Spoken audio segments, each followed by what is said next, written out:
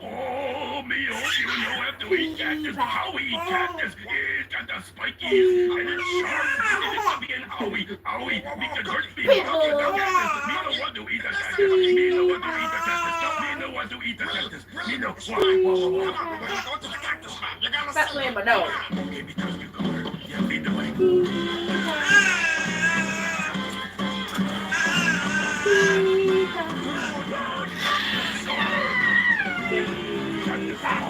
Cactus farm, we're going to a cactus farm. Boy, here we are at the cactus farm. Oh, that farm looks very prickly. Oh, hello, Mr. Farmer. We need some prickly pear cactus to make nopales tacos. Well, Cookie Monster and Gonker, you came to the right place. Not everybody knows it, but cactus can be a very healthy food. One part of the cactus we eat is the tender leaf on the prickly pear cactus, which you can find growing in nature. In Spanish, the cactus is called nopal, which is why the dish you're making is called nopales. The cactus has leaves that grow on the bigger part called the pad. We harvest the leaves using thick rubber gloves to protect us from the spines. Clap. Yay! Clap it. Say yay! What if I told you one key factor could make a People.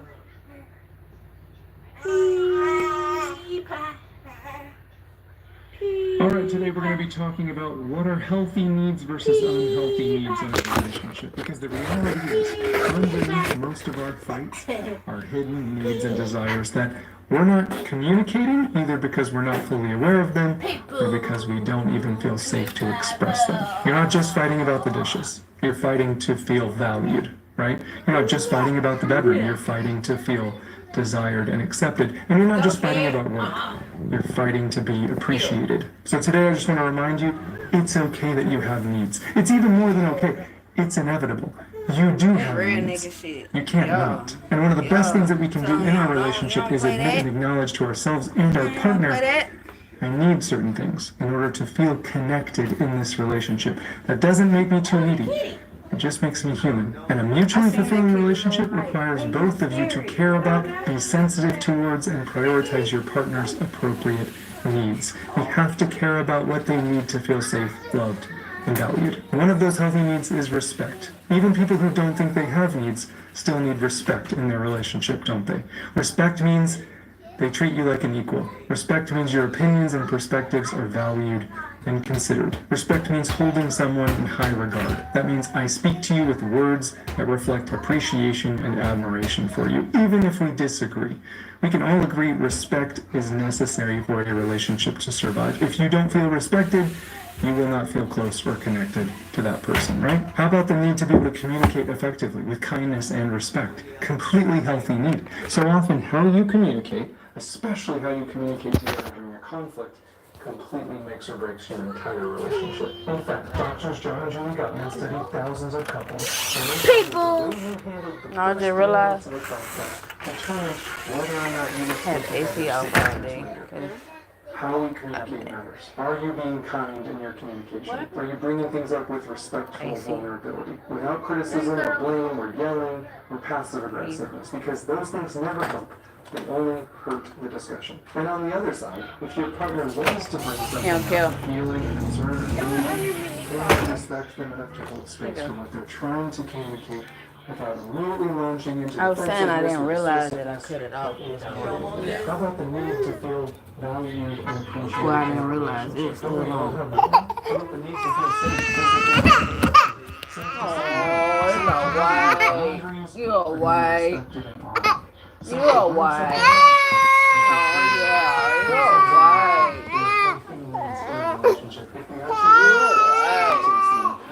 We all say we do. These are the blueprints. This is the path. Work towards meeting your partner's legitimate needs.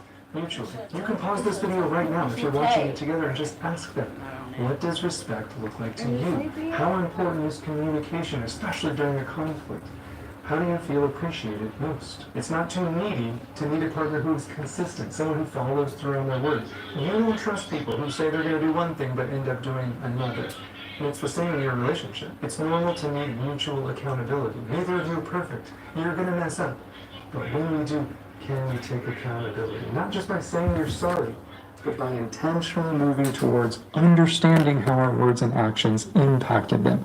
That's how we actually repair disconnection and rebuild trust. We put aside our ego and shame and we ask, how are you feeling about that? What led to you feeling that way? What meaning did you give my actions?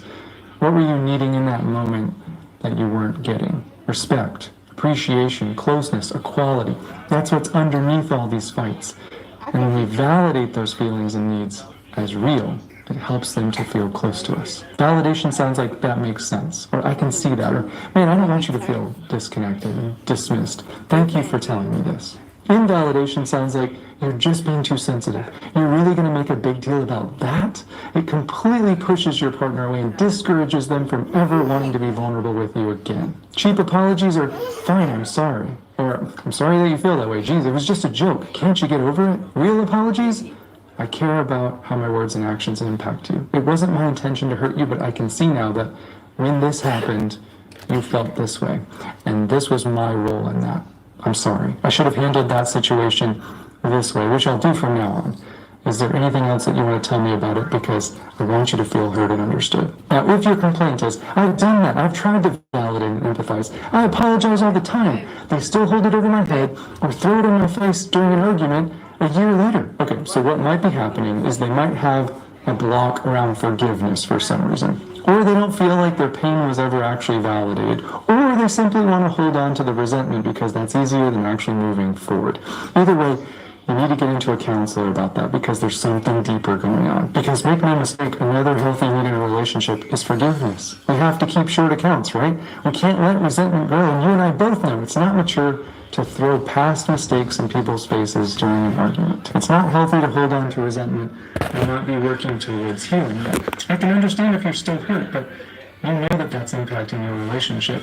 And you should be making those counseling appointments to try to heal some of those wounds. Because you know that I want your partner to explore those old hurts. I want your partner to learn how to validate past wounds. I want them to empathize with you and rebuild trust for any betrayals, large or small. But that doesn't change the fact that if you're never planning on forgiving them, regardless of the work that they put into healing, and you still want to hurt them with your words and actions because of how much they've hurt you in the past, you know that's not healthy. You think you're actually going to feel better once you finally hurt them to the level of pain that you felt?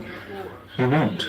So please talk to someone about that. Another appropriate need is affection and feeling desired by your partner. I realize there's 100 things that impact that. It's really hard to be affectionate with someone who dismisses your feelings. It's hard to have desire for someone who hasn't been a safe place for you emotionally. That's why I'm so vocal about how damaging invalidation and defensiveness are, and on the other side, how destructive constant criticism or contempt is. The truth is we all have something we need to own. We've all hurt each other. But we need to take accountability for our side of the street before you figure out a way to make excuses for what you said or did because, well, they're worse. Here's an example of what taking responsibility would sound like, where you're empathizing with their experience. It makes sense why you were scared to be vulnerable with me. I took a lot of what you said as an attack, and I dismissed you and invalidated you. I'm so sorry.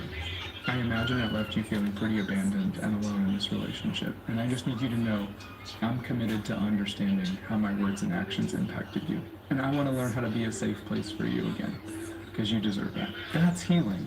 Or on the other side, maybe it's appropriate for you to say, it makes sense why you jumped to defensiveness. I wasn't actually being vulnerable with you. I was using a lot of blame and assuming your intent, and that was wrong, and I'm sorry. I bet that left you feeling pretty unappreciated or unfairly attacked. Like I was looking out for ways that you were messing up so I could call you a failure. I certainly don't want that to be your experience. I want you to feel appreciated and valued in this relationship. I mean, we need to ask ourselves, why can't we say that to each other? What's stopping us? I mean, sometimes we just don't know the words to say, but I just gave you the words, so let's say them. It doesn't work if only one of you is doing this. We both need to have a desire to move towards each other. I understand if you're scared to do that. You probably have every right to be scared, but that doesn't change the fact that We need to be working towards healing if we're ever going to achieve the relationship we deserve. All right, next thing, how about the need to accept each other's influence? Going back to the Gottmans, Dr. John Gottman said that when a man especially doesn't share power or accept influence of his partner, that relationship had an 81% chance of self-destructing. Now, I don't need to pick on men more here. Women, of course, need to accept the influence of their partner as well. But the research was clear. Women are more likely to do that and men aren't. So yes, we need to accept our partner's influence. Remember, this is someone we're supposed to trust. This is someone who is supposed to be on our team. And when you're on a team with someone and you trust them and they give you constructive feedback, what do? Do you tell them they're crazy? Do you dismiss what they said as stupid? Do you get all bent out of shape and get defensive? No, if you actually trust them, you listen because you believe they're on your team, they're on your side. Now, I'm certainly not saying that they can talk to you however they want. I'm saying sometimes, if we're honest, it doesn't matter how they bring it up. We were going to get defensive or take it as an attack anyways. And the research is clear. You can destroy your relationship by constantly criticizing your partner and being harsh, absolutely.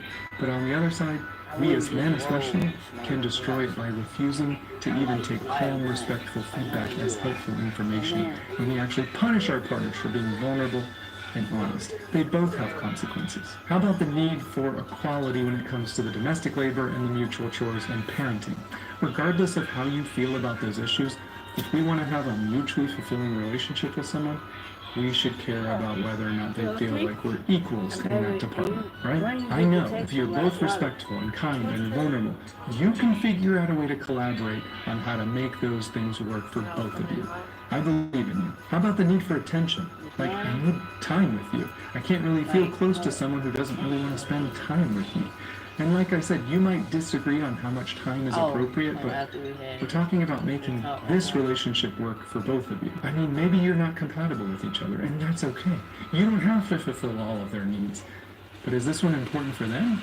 Are they important enough to you to figure out a way to bend in their direction? If not, then we need to ask, why not? Do you feel like you're always the one that's bending? Do you feel like if you bend in their direction, you're going to be losing a part of yourself? Or maybe you're susceptible to being controlled in some way?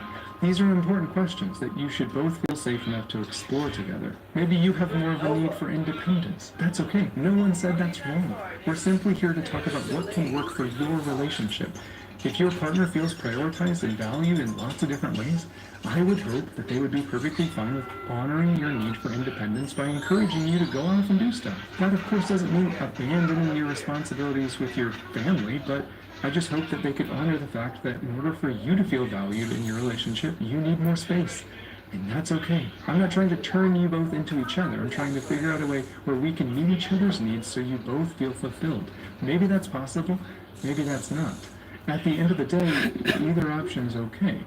But if you want to stay together, then we have to try the first one. Because the reason we break up or fight all the time is usually buried in these needs staying hidden or going unmet. It's as simple as that. You really want to stop fighting in your relationship? Ask each other, do you feel appreciated? Do you feel valued?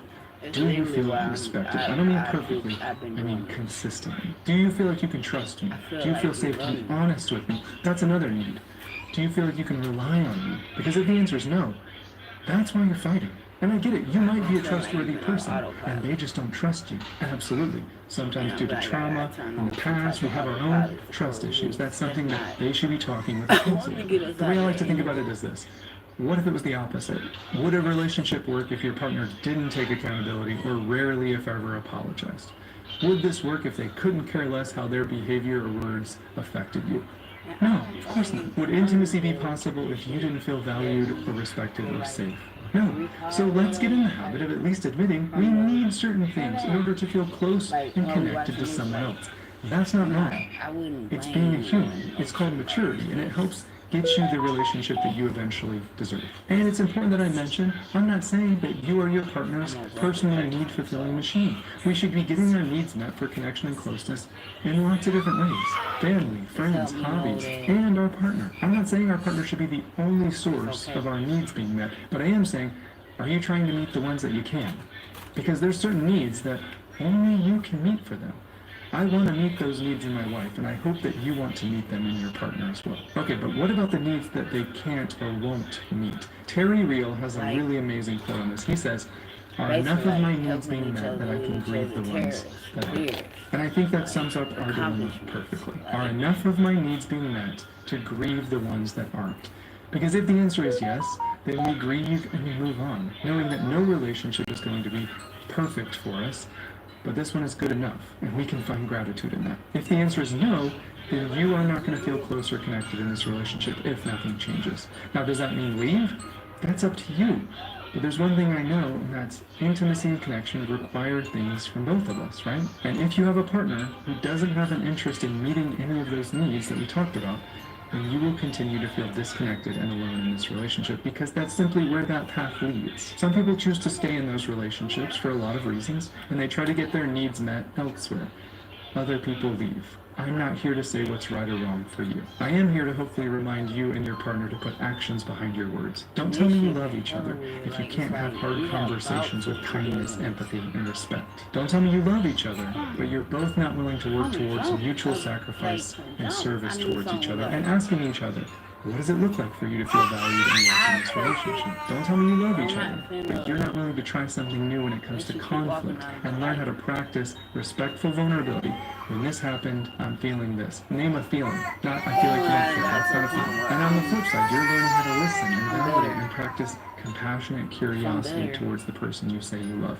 These things are optional. This is what determines whether your relationship house stands strong or crashes to the ground. Alright, so those are some of the most common healthy needs. I'm sure I missed a few, so write in the comments which ones I missed, but let's briefly talk about what are some inappropriate or unhealthy needs, because those are important to know as well. The first one that comes to mind is control. The need to dominate our partner or dictate their actions. This is an inappropriate need. And I believe you that it feels very real to you. You want to control them or protect the relationship, but in doing so, you're pushing them away. What you're actually trying to do is control your own fear and anxiety, but you're using this other person to do that, and that's how they feel, used and dominated. And no one actually feels valued when you're being controlled. And just to clear something up, boundaries are not about controlling someone. If your partner sets a healthy boundary, as in, I will not tolerate being called names or being belittled or yelled at during a conflict. If that happens, I will remove myself for 30 minutes and then come back when we're both cooled off. That's a perfectly appropriate boundary. That is not controlling you. They are not forcing you to do anything. A boundary isn't about control. It's about what I'm going to do, because I can't control you. All I can control is me. A boundary is, here's what I'm going to do. It requires nothing from you. But having said that, if they've expressed that boundary and you continue to yell or call names during a conflict and they leave, if you follow them, yelling and escalating the conflict, you are severely damaging that relationship. The next unhealthy need is constant reassurance. We should not be looking towards our partner to reassure us that we are loved and valued constantly. Yes, there's an appropriate version of this. There's also an inappropriate version of this. How can you tell the difference? One is solely based in fear. I'm testing your love. I'm asking you to prove your love, and I'm constantly searching for reassurance because of the fact that I don't trust this relationship. Even when things are going well, I'm anxious and fearful that any minute that could change. But in my hypervigilance, I'm actually creating the disconnection that I'm trying to prevent, because nobody wants to be tested all the time. Nobody wants to feel like if they don't tell you that they love you 35 times a day, then you're going to get upset or start a fight. That's only going to cause someone to slowly pull away, which is exactly what you were trying to avoid. Another unhealthy need is avoidance or fierce independence. Maybe you enjoy connecting with someone, but you hate the idea of getting too close. You like to stay away from labels, you like your independence, and if someone starts to get too close, you pull away. Or maybe you are actually officially together with them, but you just avoid the issues. You dismiss them, you downplay them, you disregard them, because you're conflict avoidant. The problem is that person will eventually end it because they can't feel close to you if they can't bring up issues or feel heard and understood. Another unhealthy need is the need for a relationship to work even though you're the only one putting in the work. I've met countless people and they ask me, what more can I do? I've bent over backwards for them, but they still take advantage of me. I've stopped bringing up my feelings or needs, but I still feel disconnected. I just want to reach them somehow. And the short answer is you can't. You can't force them to care. You can't do the work for them. If they aren't interested in doing the necessary work that intimacy and connection requires, you either have to accept that fact and stay, or move on. You only have two options. Continuing to think that you can somehow single-handedly save this relationship will drive you insane, because oftentimes they're blaming you for the disconnection that you feel. They're blaming you for why they treat you with disrespect. And you're if believing nobody's them to because of blame, your own we self-esteem can't keep issues. blaming It's each unhealthy other. for you It's to our own need this self-esteem. relationship to work. We can want this relationship to work, we can And do it's everything that like, we can do, but we cannot do their work I for was them. like, And we if I cannot keep take on the weight and the emotional labor doing of the saving them or healing them with our love. We can have empathy for their rough childhood and still hold them accountable to like, destructive behaviors that impact us. If you It's can't my express healthy untruth. boundaries of behavior or words that you won't tolerate out of fear of this relationship ending, then you're abandoning yourself, which is why you continue to feel so disconnected. Another unhealthy need that I can think of is withholding the truth from them because, well, if I told them, they would make a huge deal about nothing. And I understand what you're saying, but when they find out, which they usually do, they're going to be even more mad than if you would have just told them. We can't keep secrets from someone that we love. I believe you. If you told them, they would blow it out of proportion, they would accuse you of things you didn't do, they would start a fight. It sounds like you don't really trust them, right? You shouldn't have to hide things in order to not be yelled at or accused. That's a problem. If I were you, I would be talking with a counselor about that because you need to have honesty and transparency in your relationships. It's simply not healthy to withhold things that you know that they would want to know because of their reaction. It's not a right or wrong thing, it's a maturity and compatibility thing. Another unhealthy need is assuming that your partner can read your mind. I get it, you've been together for a long time, and you're really upset that they don't know you as well as they should. Totally understand that. However, we can't have those types of expectations where we assume that they should just read our minds. It's our job to clearly communicate our feelings and needs. And if we've done that, and they refuse to pay attention and listen, then we're back to what we've been saying all along in this video. We're not going to feel closer connected to someone if nothing changes. Because you deserve more. Alright, we're going to call it there. I hope that was helpful. Be sure to let me know in the comments if you enjoyed this or what needs I forgot. Do all the things for me if you don't mind. Hit the like You button say and subscribe something if you that don't. I'm It not pushes it out to agreeing more to. people. I'm gonna let you Thank know you I so much for understand what watching. you're I hope at the saying. very This least is how I you can watch feel. this with your partner. This is what I'm gonna Maybe I do. picked on both of you equally so nobody feels too called out. But you can use this I to said, you ask say each something other I disagree questions with. and I'm gonna tell understand you each that I other just a understand how little you bit feel, more. but this Or is how understand I feel. yourself. And I'm if gonna you're talk about it.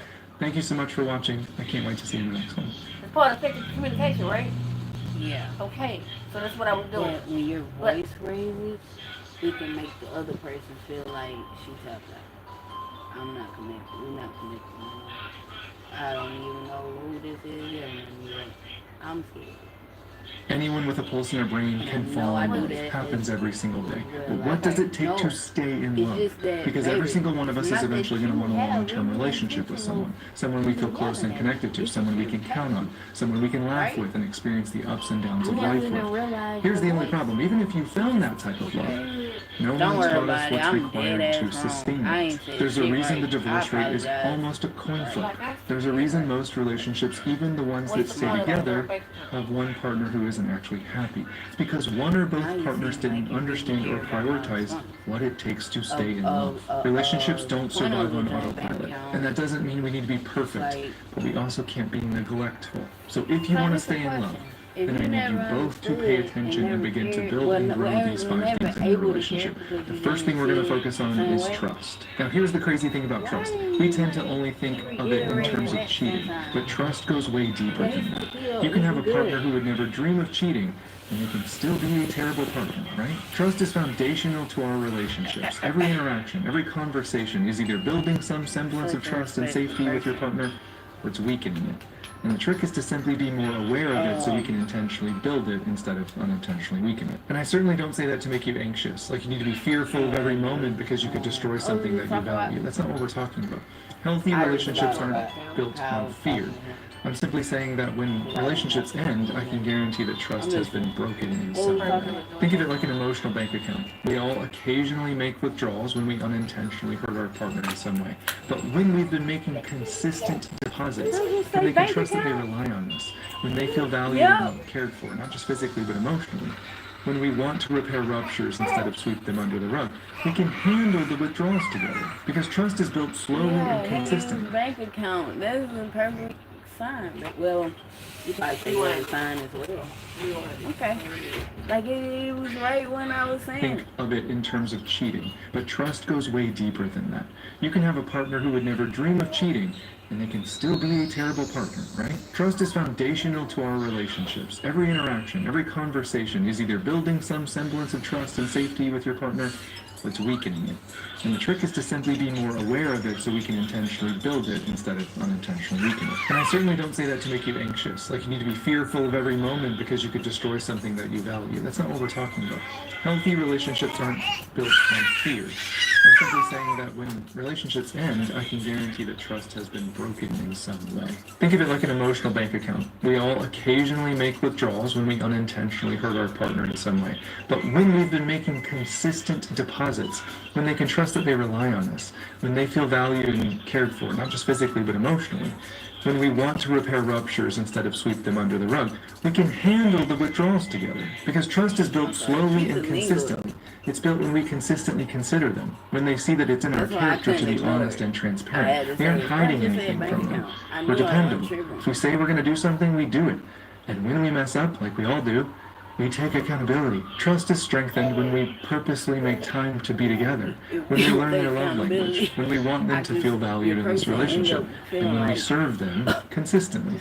And of course, this isn't meant to be one-sided. Relationships can only work when both people are putting in the work, right? Trust is added when we are respectful about someone's boundaries, when we are intentionally curious about what their needs and desires are, when our partner feels prioritized, when it's obvious that we're present when they're communicating, especially if it's about something that's really important to them.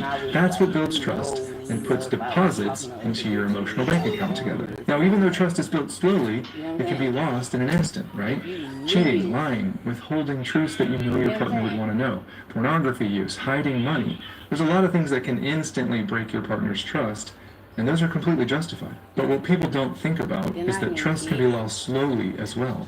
That's why some people describe the loss of love in their relationship as death by 1,000 paper cuts. These are the types of relationships where at one time at least you felt like you had a decent bank account together, but the withdrawals became more frequent than the deposits. And when you brought that up, you were met with defensiveness, invalidation, gaslighting, whatever it was. But it became clear it's not safe for me to be vulnerable. And slowly but surely trust began to erode. And if it stayed that way, it wasn't long until intimacy and friendship followed as well. Now, the last thing I'll say about trust is we have to be a little careful, because let's say that your partner has never done anything to make you suspicious, but you say, hey, it will build trust in this relationship if you let me go through your phone whenever I want. That's not the type of trust I'm talking about here. So if you have to invade someone's privacy, or if your partner is becoming more demanding and controlling or jealous in an unhealthy way, but tries to use something like, hey, I just want to trust you, that's something you need to speak to a professional about. Alright, number 2, you will not stay in love if you have no ability to resolve conflict together in a healthy, safe way.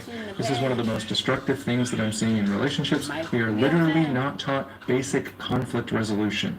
If you want to slowly destroy all the trust and intimacy and friendship and playfulness in your relationship, then fighting all the time with no repair is one of the most effective ways to do that. You have to establish a safe line of communication with each other, where you both feel safe to bring up concerns, complaints, hurt feelings, needs, desires, in a respectful, vulnerable way, in moderation, of course. And on the other side, we have to learn how to hold space for our partner's feelings or concerns so that they actually feel heard and understood. And that's not just the goal, that's what has to happen. It's not a, sure, that's a great idea, but I'm not going to put much thought into it. No, it's a, if we don't figure this out, then there's no point in continuing this relationship. That's how serious this is. Because just think about the opposite. Imagine a relationship where you don't feel safe to voice a concern or feeling with your most intimate partner. What does that say about your bond together, right? Imagine a relationship where you don't feel like your partner wants you to be honest about what you need to feel valued or prioritized. What does that say about whether or not you actually trust this person? And some of you don't have to imagine that type of relationship because you've experienced it. And let me guess, it was pretty lonely, wasn't it? It felt pretty one-sided. You didn't feel very loved, did you? Of course you didn't, because when we can't handle conflict, love can't grow. Now here's the real kicker.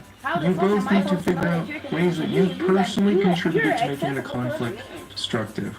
Because it's easy to blame everything on them. Well, if they would have just blanked, then I wouldn't have had to. But let's not forget that we're trying to become the most mature versions of ourselves. Immature people blame their behavior on someone else.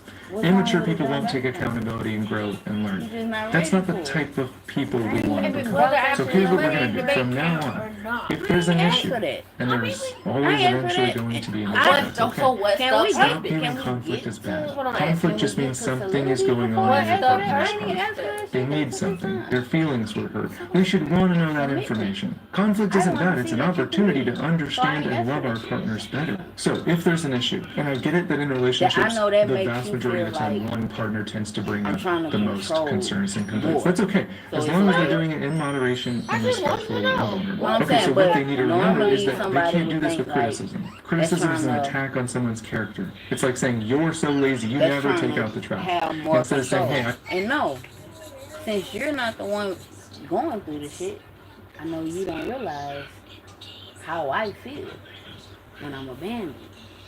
So I feel like, alright nigga, if we putting the same amount in, and we can't really touch it unless both of us fucking with it, you really feel like one day you don't want to fuck with it, fine, we go split the money, call it even. I'm talking about when we wasn't together. You're here now, it's really no point for the joint bank account. This would show your commitment.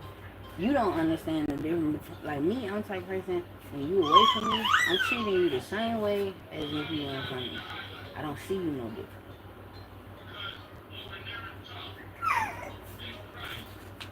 So I needed more accessible commitment.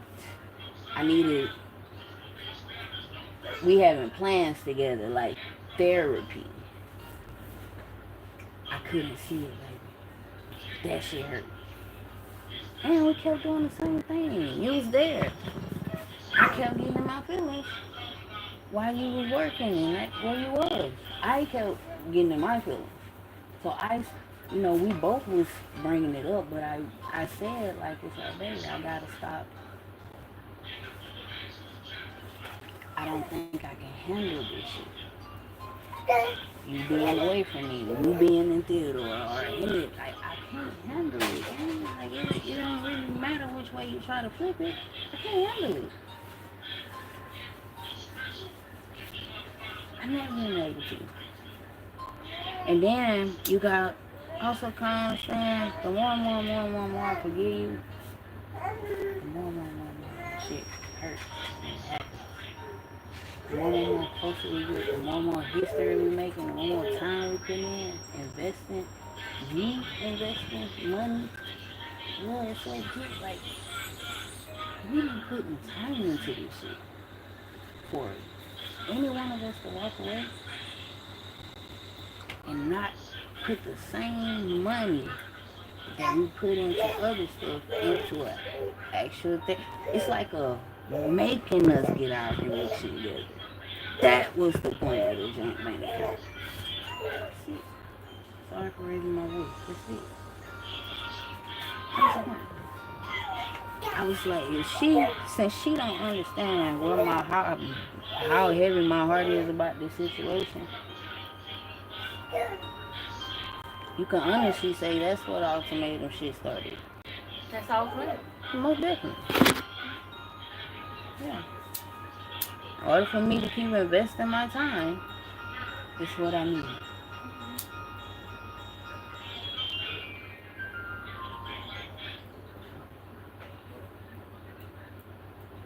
Cash is not funny.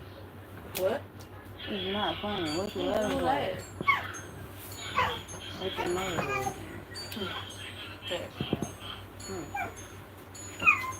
And we was just talking, man. We talking about communication and shit. Right?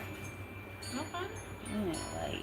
Yeah, like, I'm not holding on to that shit against you, even if I don't forgot even what we was just talking about. I'm not holding on. That's what the air sign is. Like air, our thoughts come and go.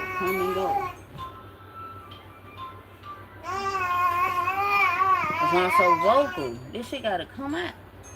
I feel frustrated because I asked you to take the trash out and now it's spilling over on the floor. Naked Anytime and- there's criticism or contempt, That's how it's people because of our own make it immaturity. naked. We desperately want them to see that something that they did bothered us, right?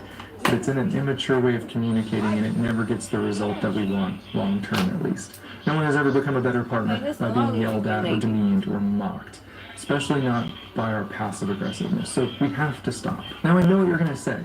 Yeah, but they won't listen unless I yell. Well, that's a problem. That means you don't trust that they'll hear you when you speak normally. So you've started yelling. That's an issue in your relationship. You shouldn't have to yell to be heard, right? Listen, all you can do is your part. You have to pay attention to that. All you can do is your part. You need to stop the criticism and the yelling and the passive aggressiveness. All you can do is your part. So do your part. Your part is communicating with respectful vulnerability. Hey, when this happened, I felt hurt, frustrated, upset, and this is what I wish would have happened instead. Now, if your next question is, yeah, but they still won't listen to me or care. Okay, well, you did your part. The sad truth is relationships take two people doing the work to actually work. So you just admitted you only have one person doing the work. All you can do is your part. They're eventually going to feel the consequences of their actions because you need a heck of a lot more than just love to make a relationship work.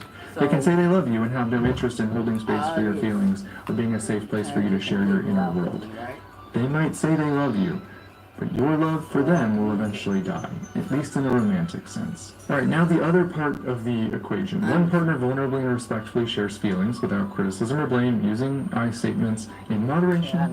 That means our appreciation and admiration outweighs our complaints, at least 5-1. But the other part of... Well, you did your part. The sad truth is relationships take two people doing the work to actually work. So you just admitted you only have one person doing the work. All you can do is your part. They're eventually going to feel the consequences of their actions because you need a heck of a lot more than just love to make a relationship work. They can say they love you and have no interest in holding space for your feelings or being a safe place for you to share your inner world. They might say they love you, but your love for them will eventually die, at least in a romantic sense. All right, now the other part of the equation. One partner vulnerably and respectfully shares feelings without criticism or blame, using I statements in moderation. That means our appreciation and admiration outweighs our complaints, at least 5-1. But the other part of the equation is holding space for when our partner is actually upset. So they come to you and say, hey, can I talk to you about something? You say sure, they say, hey, it hurt my feelings when this happened. That probably wasn't your intent, that's just how I interpreted it. Don't tell them that they interpreted it wrong. Say, thank you for bringing this up. Do you know what saying thank you for bringing this up communicates? They can relax. They can drop their guard a little bit because you're not here to debate them. We're on the same team. I'm glad that you're communicating your inner world. That's important to me. Do you know how many people have ever said those words to them in their whole lifetime? Probably very few. Okay, but you might be thinking, yeah, but they can missed some key piece of information, and they're basing their feelings on a false assumption. If they had the whole story, then they wouldn't feel that way. I get that, but right now is not the time to bring that up. What they need right now is someone who leans in, and someone that they can trust to communicate with. Because when someone comes to you, and you have a pattern of either getting defensive or interrupting them or arguing about a certain detail of their complaint, dismissing or invalidating what they're feeling as irrational because they don't understand the whole story, what you're saying is, I'm smarter than you, and I'm not a safe person for you to share this stuff with. And I know this stuff is going to take practice. That's okay. It'll take practice for your partner to learn how to share correctly. It'll take practice for you to learn how to listen and validate correctly. But you both need to be practicing and giving grace to each other. When they share something that's on their heart, listen. Ask questions. Seek to understand their point of view. Try to understand it so well that you could summarize it and you'd go, yes, you get it. And then validate those feelings. They shouldn't be leading with any accusations or blame, so search for the feelings underneath the complaints and look for the unmet needs hidden in their words. Validation doesn't mean I agree with everything you said. It means you're feeling... Mimi say that? No, he said that. Upstairs. You want to go ask him?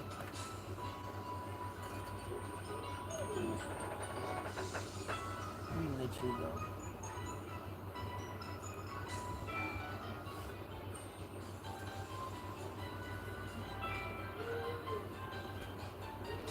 She got on completely.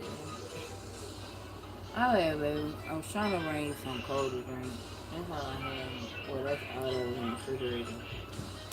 No, it's not.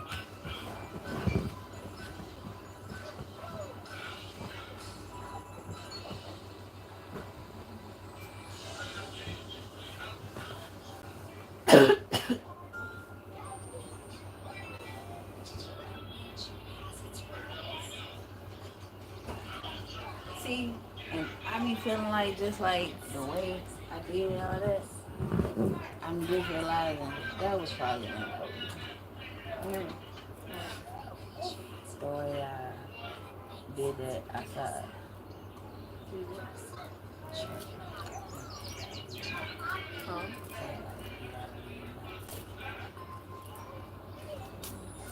But I was just saying, I'm saying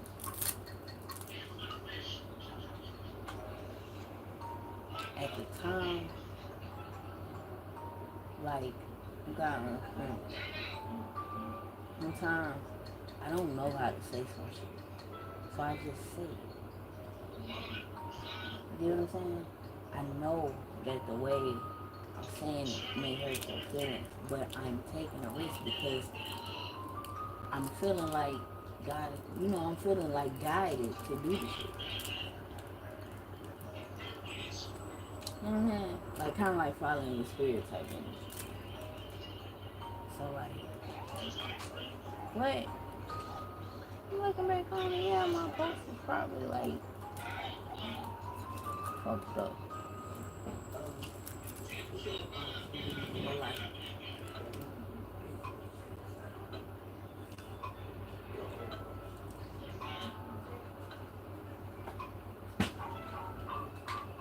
you hear me? Yeah, but what? I'm not really what. I'm just like, cause I ain't really.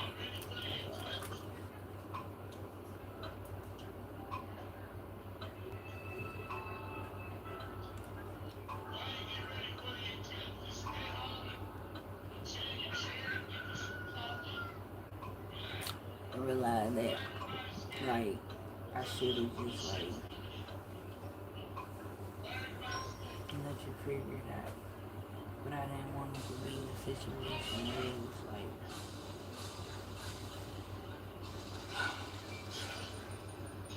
I'm moving in fear. I didn't want it to be a situation where I just was on some, like, you see me breaking from this shit and breaking down and seeing me going through the motions of accepting and shit, like, you know what I'm saying? So I'm like,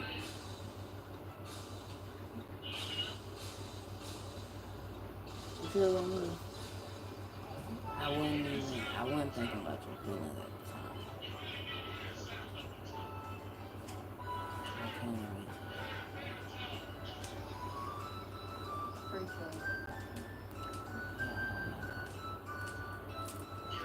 I just thought about going to the kitchen.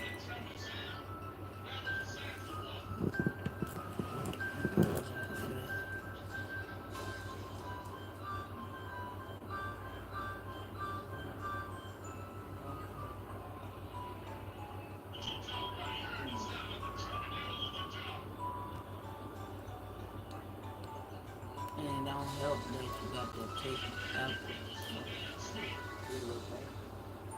Yeah, I'm pretty sure, like, totally enemy. I'm no more enemy. Like, that ain't my me. That's what you be talking about. I be talking. I be like, I need to learn how to stop that. Matter to me, and they're worth understanding. They are real to you, which means they're important to me. We validate their experience by saying things like, oh, I can Think about me yapping. Why I stand on it. Everybody had this energy. Why should I ever turn my shit down?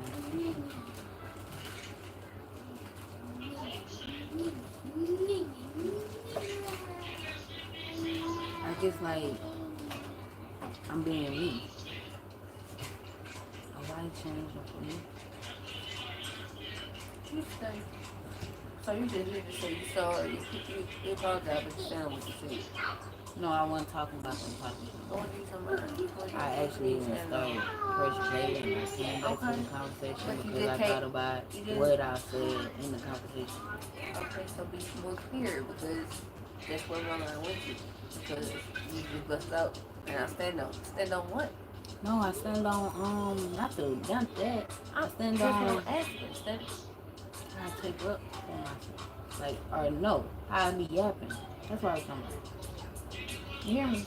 Because I had just said I need to really stop doing it. The yapping shit. You really put dampers on connections and shit. But like, I'm not finna be changing something that simple about myself. Like, I can change the way I talk with people, of course. But being a yapping, just talking, I don't. That's not appropriate. You know?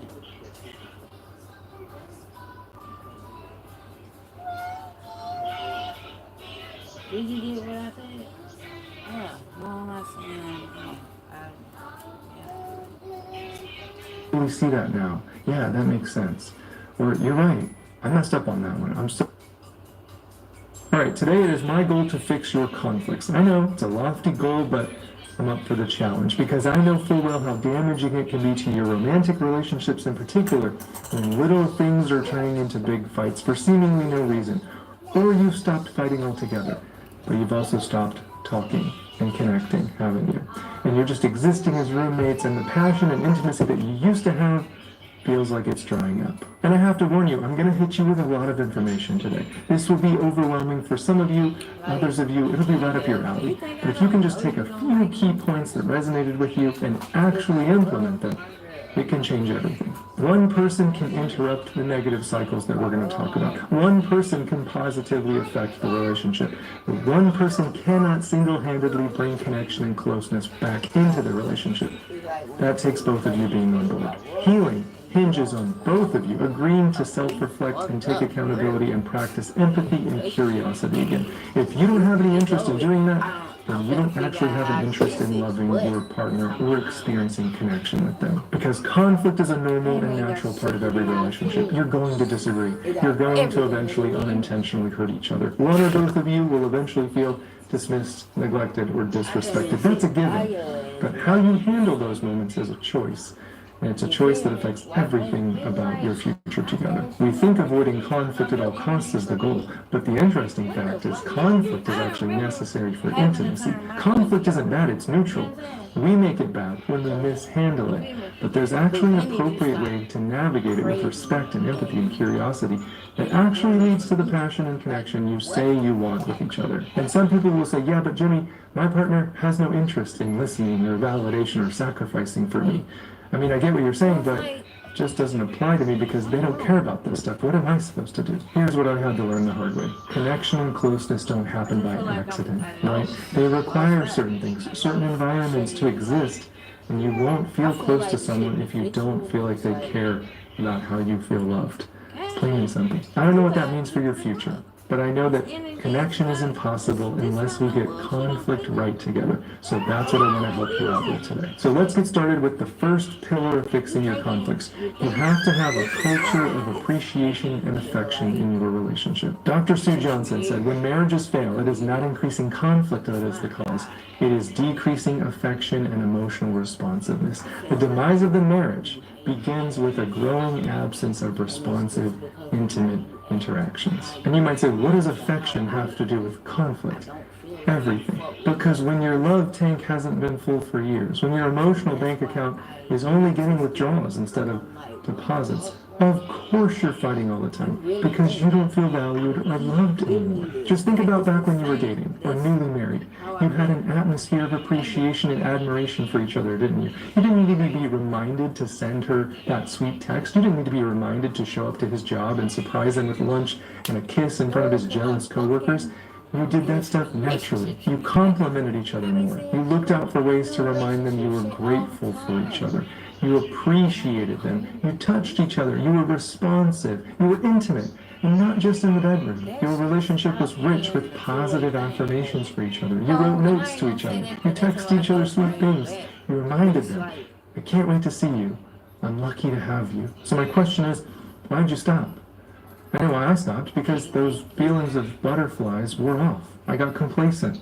We both just kind of stopped doing those little things for each other because work got in the way, kids got in the way, stress got in the way, right? And yet when you're both sitting in the counseling office like we were, you're going to admit, how you miss that affection and appreciation that you used to have. The couples that thrive, the research shows, are the couples that intentionally make deposits into each other's emotional bank accounts through affection and gratitude and looking out for ways to remind each other, I love you. I'm so glad we're doing this together. Thank you for showing up in the ways you do. The couples that make it look out for ways to serve each other and sacrifice for each other in the ways their partner feels loved most. The couples that make it prioritize checking in with each other and prioritizing emotional responsiveness. If you haven't felt that for years, it doesn't take a genius to realize why you're fighting all the time. All right, the second pillar is just like you have to have a culture of appreciation and affection, you have to create a safe place for your partner to be honest and vulnerable about any unmet needs or hurts or feelings or complaints. There's just no option where there can be intimacy or connection in this relationship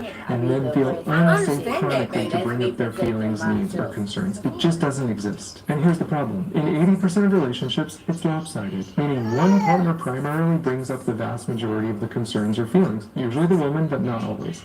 And the other partner has this attitude of, why can't we just exist together? Why do we need to bring these things up? I mean, don't you feel like you're making too big a deal about this? But I can just tell you, if that's your attitude towards someone who is trying to share their inner world, then that's like pouring gasoline on the fire. Now they're going to do one of two things. One, they're going to escalate because their fears and triggers around being abandoned and feeling alone and unheard and unloved are being activated. So they're going to get even more heated and say things like, you don't even care about me, you never listen to me.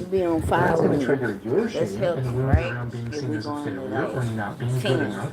And you're going to respond with, you're overreacting. Nothing I do is good enough for you. Does that dynamic sound familiar to anyone? Or two, they're going to start shutting down. They're going to lose trust that you're a safe place for them and stop bringing up their hurts or needs. And that might seem more peaceful for a little while, but the truth is, you're losing them.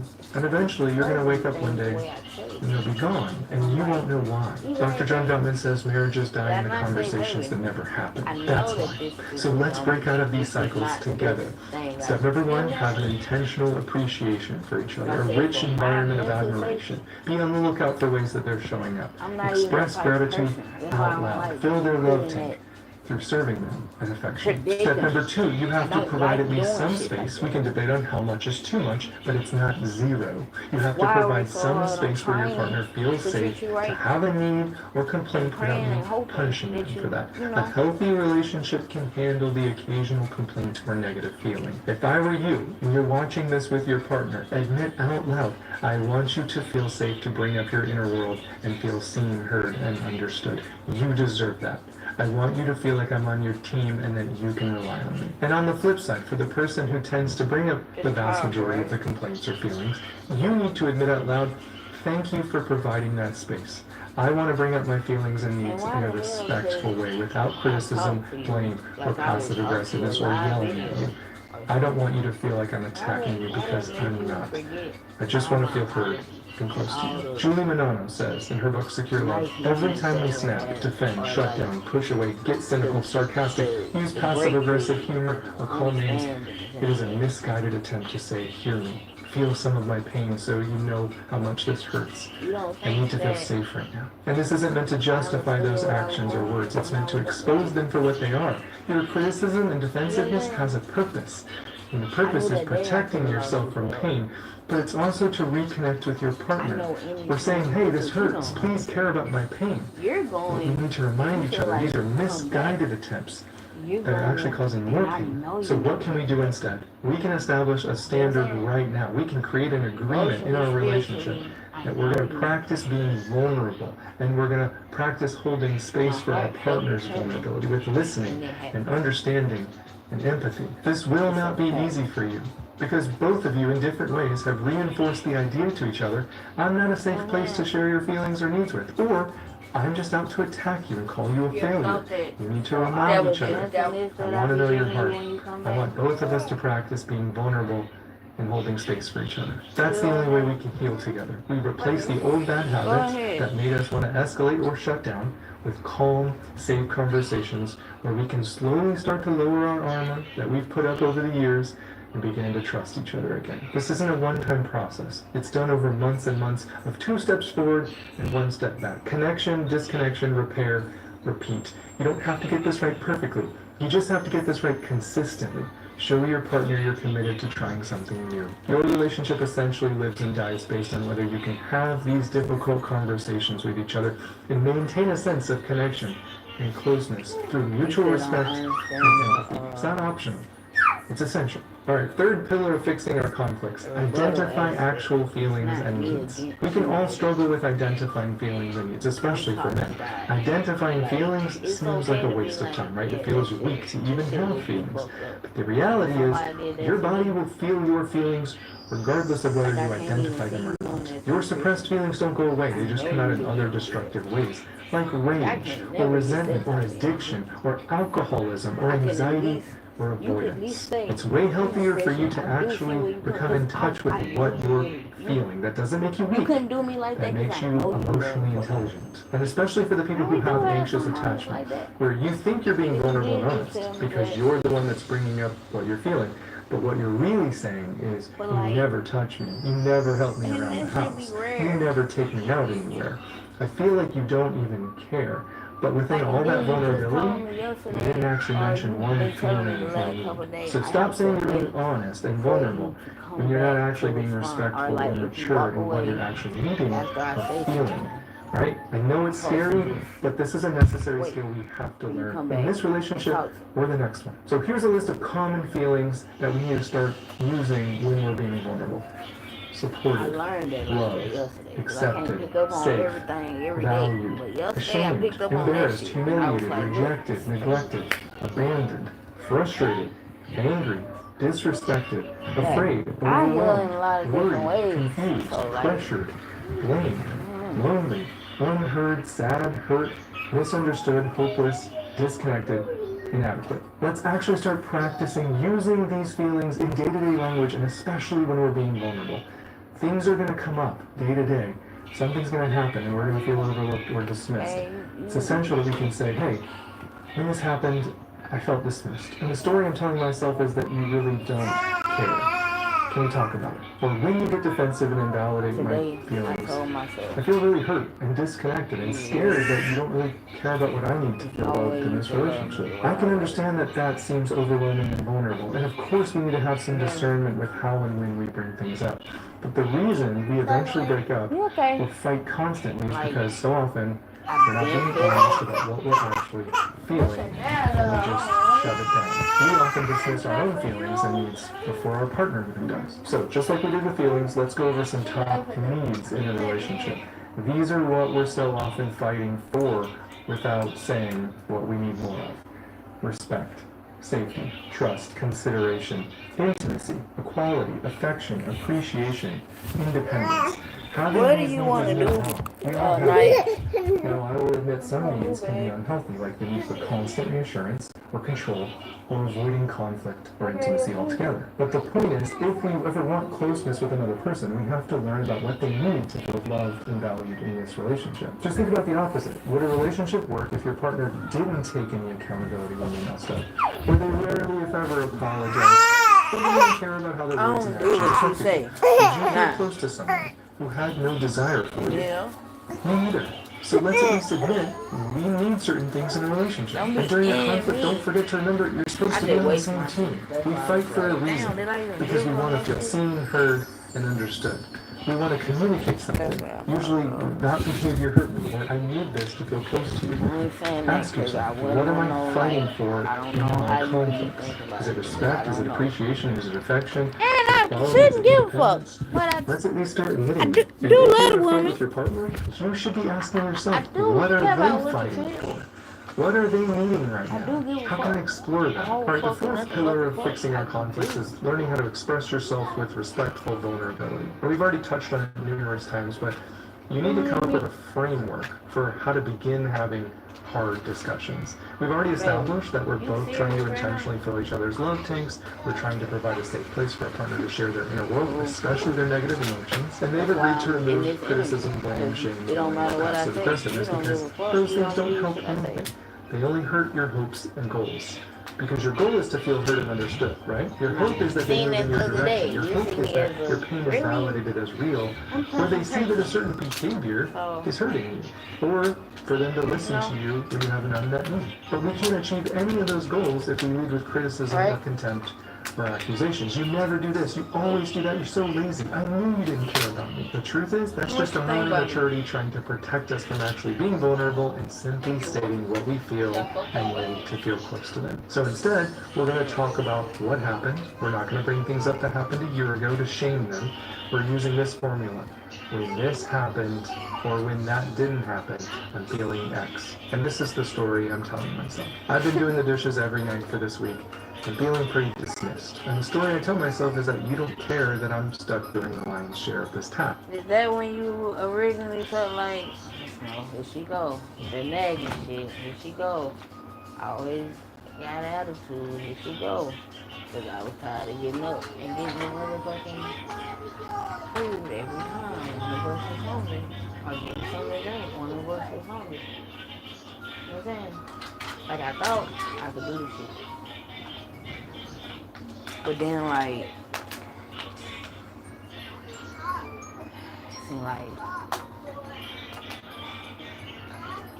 I don't know, that was gonna, I already knew that was gonna be a fail. What the hell? Did you just bite a goddamn hole in that shit, nigga?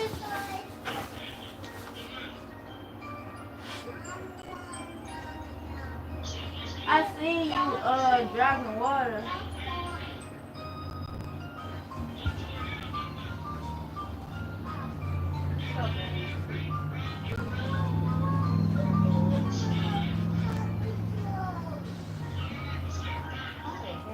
I thought that was spooky because oh my god, goddamn.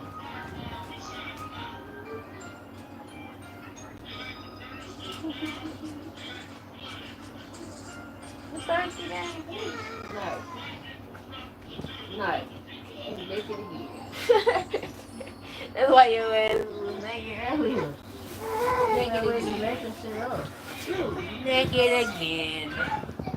Ooh, Sexy, sexy. Be tossing that shit.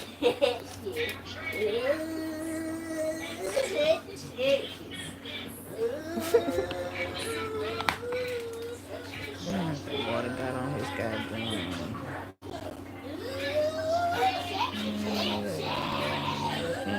I don't. Yeah, my problem is. Yeah, I got fucked up ways when I realized that I'm getting played. You know what I'm saying? I got fucked up ways only when I realize I'm getting played. When I realize a motherfucker ain't fucking with me, that's when I start knowing I got fucked up ways. Fucked up ways. You stop loving me, cousin. That's why you got fucked up ways. Most definitely. Yeah. You just couldn't take constructive criticism when you asked me. No, I'm talking about when you was fucking other people. You stopped loving them. When you went to have relationships with other people, you stopped loving them, right? You stopped loving them when you went to have relationships with other people. That's what I was talking about. You didn't stop loving me. I never stopped loving you. You forced me to. But I'm posting this to you. Yes, baby. I got you, baby. No, that has nothing to do with none of that. That's what you want me to do. Treat me how you want to be treated. You can't do that. You can't do that at all. That's all I fucking asked for. That's what? All I've asked for. So every time you apologize when you come back, you apologize for what? Because I'm forced you to apologize? I just... Because I forced you to apologize? Or you apologize because of what you did to me? Because you abandoned me? Because you left me in heartache? You threw me to the curb? And then you want to come back because you realize you're in love with me. Am I wrong? No. I know. No. Because that's what the same thing I was doing for the first 3 years. Consistently. I'm on it. Boy, I would have got shot. What are you talking about, girl? Nothing about no gun. But I would have got shot for your ass.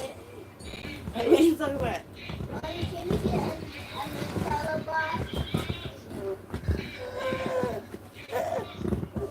Of course not, baby. You can have anything you want, baby.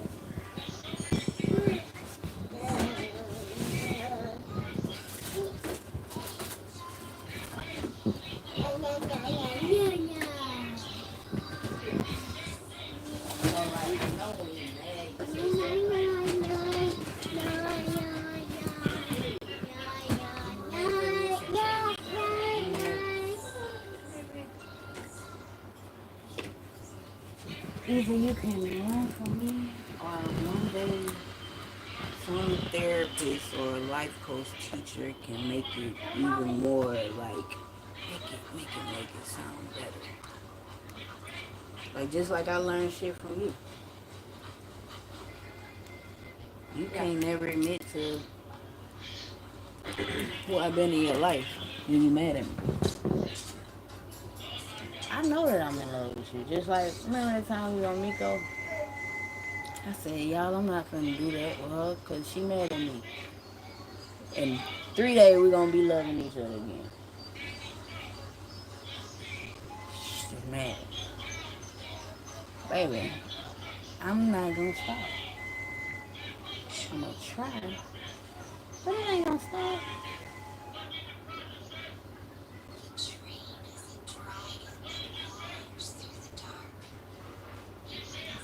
I just always felt like, just like how I told you about other people, that you probably was, once I learned you was in a real connection with other people, I tried to respect it. I even remember thinking, like, man, you might have to, like, be nicer when you leave, so motherfuckers wouldn't stalk you or be mad at you. Because, like, you don't have to make an enemy. Some people is okay with the truth. Like, it just depends on your delivery, how you tell it to them. You know what I mean? Why do you think I always used to ask you? Or still do? Do you still love me? Like, deep down? Or did you love this person? Do you still love that? Because, nigga, I want to know. I want to know the truth. So it'd be easier to know how to handle your heart. Like,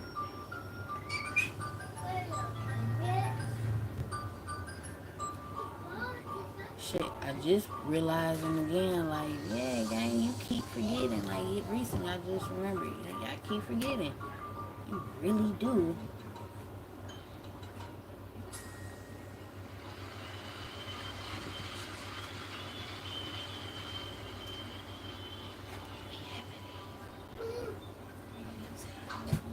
Can you play soccer with me?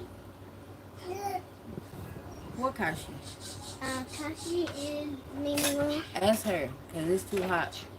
I play him probably like...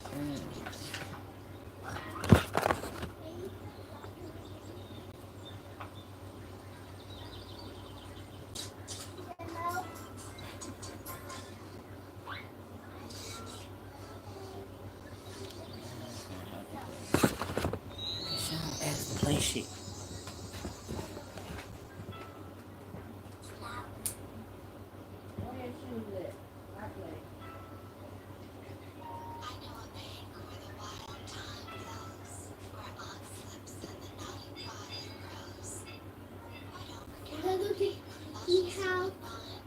It's another reason we shouldn't be outside getting sweaty. Yeah, you're supposed to be waiting on TT. Saved by the biscuit. Yeah. Do your thing, shawty. Let's go. You want to see my phone? The way you're timing. Yeah, because you don't want to. Let's see. Come on, TT. No, anything. Damn, you cold. And what the heck I just put on? You nothing? Well, what the hell I just went to go get, son? I can hear it. I guess because you kept... Say what? See, babe? How you know I be hearing you? My subconscious mind just picked out some socks for you. Look, I'm over here. I'm talking to you. I don't even know what I'm doing. But I picked out what I see as a matching pair of socks. Cause you be over here asking me. You ask me about socks a lot. You hear me? Mm-hmm. You know about subconscious mind?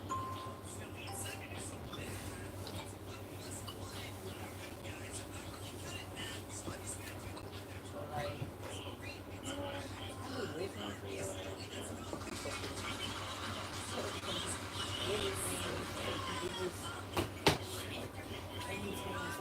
Get you to say like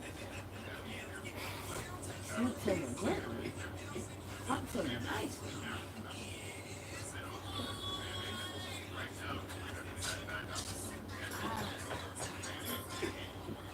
I think you way more considerate when it comes to confronting. I don't feel like I'm confronting. You way more considerate, I guess, of just like trying to let shit go instead of bringing it up. I know how it's gonna feel.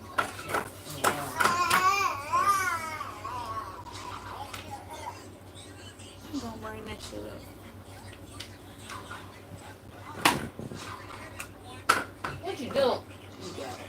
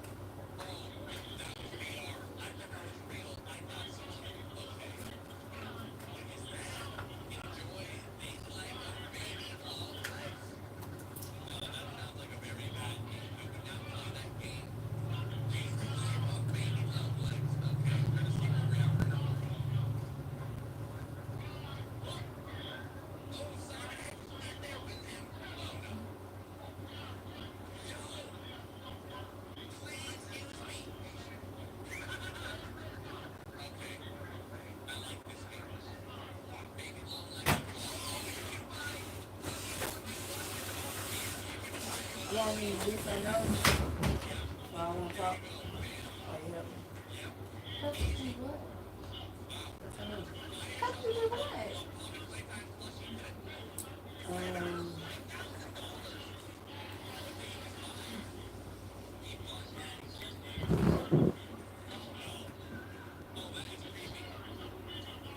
What you need, bro? You want me to keep repeating it. You want to keep saying the same shit every day. Nope.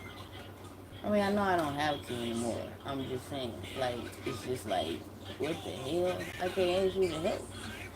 I said help you do what? You said what you need. You're asking me for help. I'm asking you help you do I what? already asked you. I don't want to repeat. Okay, baby, what's wrong? I came to you to ask you if you forget about it.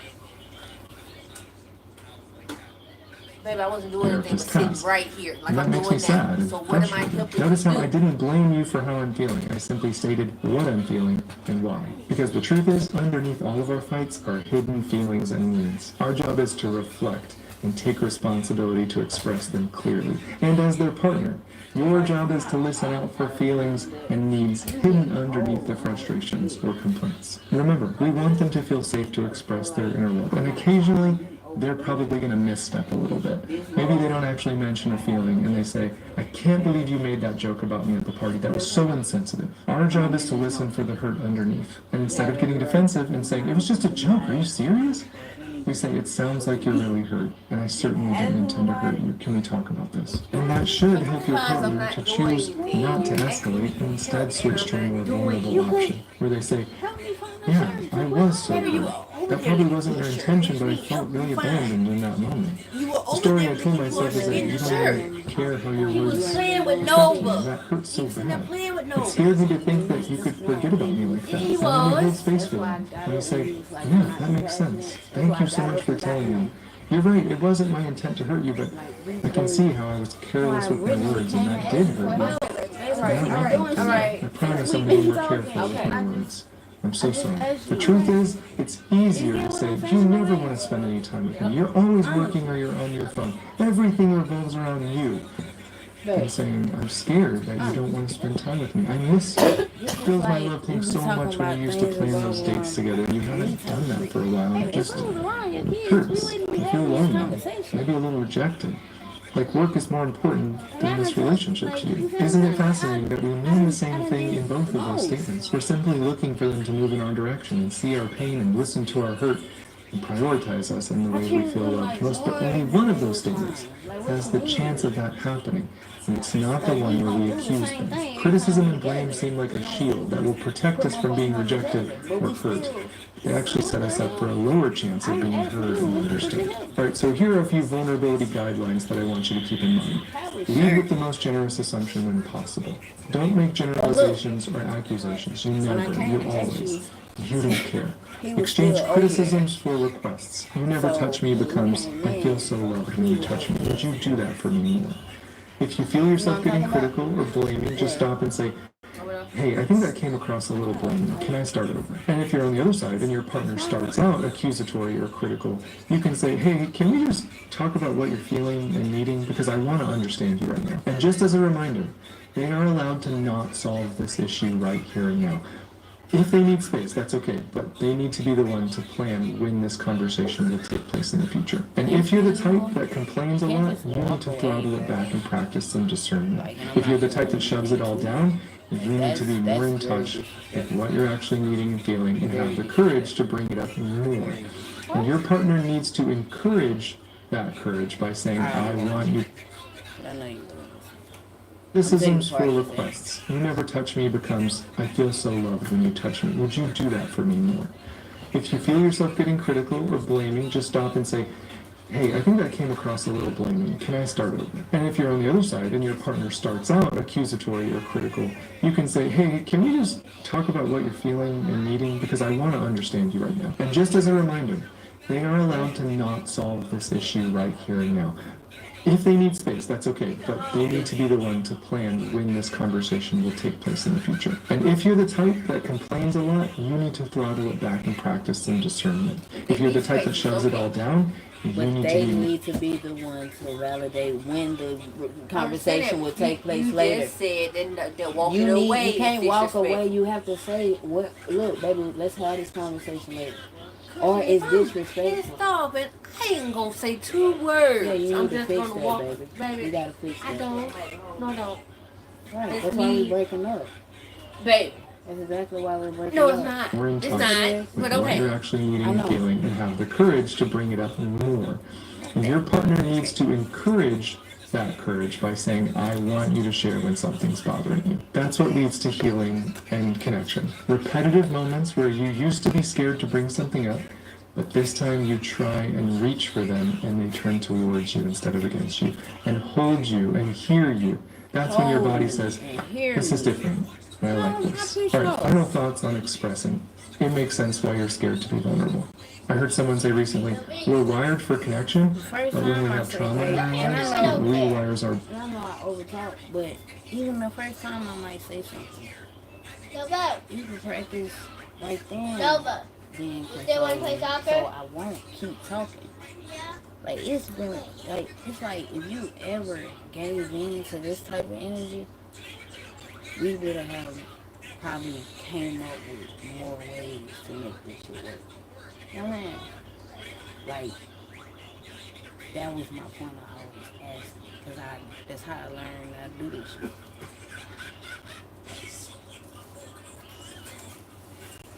I would have came up with ideas like, okay, yeah, I am long-winded, so I can see if I keep talking, it pisses you off. You leave. Okay. For you to let me talk, and you had a attitude, you've been in your vibe, kind of like not feeling what I'm saying, so you can walk away. It's like, not again.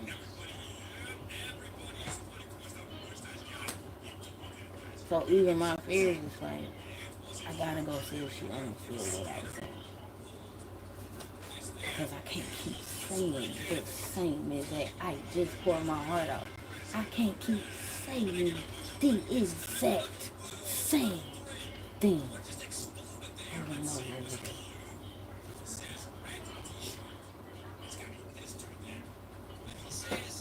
My thing is, I give you that. I'm vocal.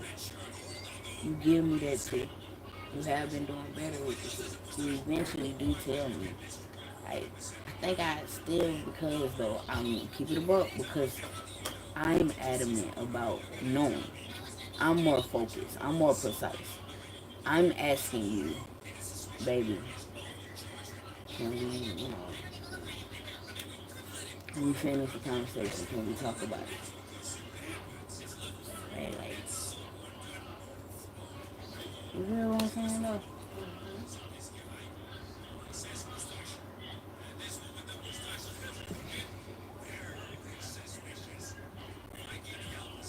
Like, it's not that you have a right to be on what you own, but it's like, for a person that love you, just like, man, there's so many things I can say, and I ain't even own that with you. It don't matter. That shit don't matter. With you, how you make people feel, I guess it's kind of set on how you being felt by it. But trauma does take a place. If I'm always apologizing again, I'm always here to admit, to be like, you're right, I'm wrong, I need to fix it. I'm always trying to be open with you. You can't keep giving me that same energy and validating it, saying that's just me. No, you gotta be like, yeah, I'm dead ass wrong for doing it. You right. No, I'm just saying. You right. What? Did you walk away while I'm trying to pull my heart out to you? That's what the man was just talking about. Man, what you just said? Cause that ain't what you talking about. Yeah. What you just said? If you walk away, You just said what I can do.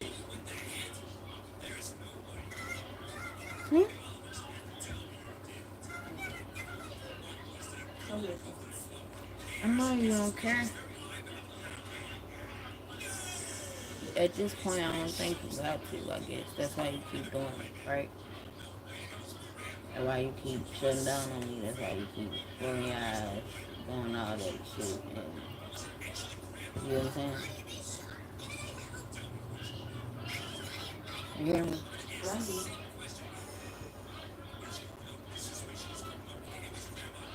And then, your other thing you do that you know that I hate.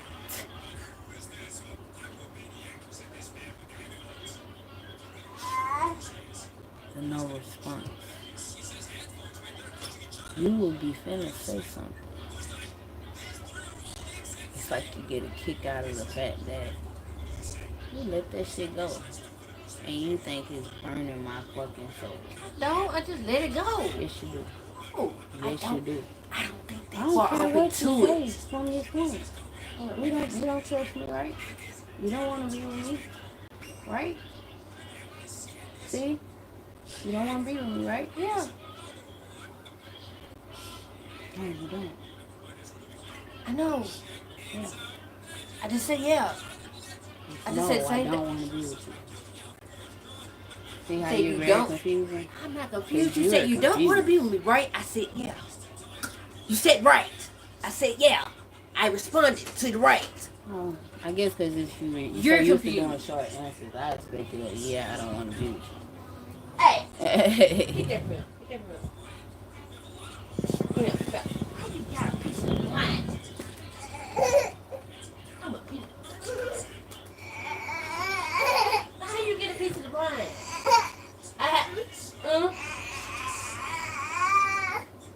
Hi.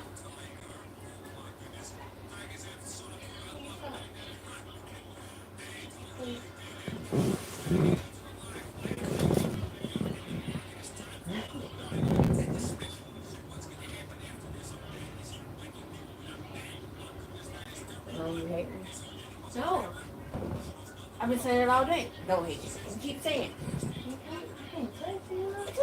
I told you to sit up. Oh.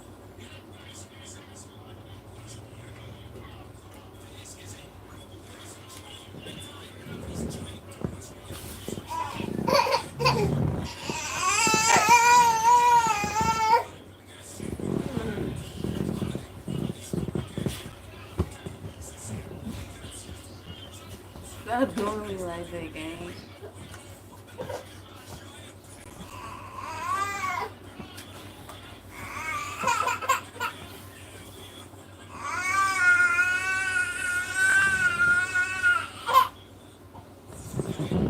I put this shirt on.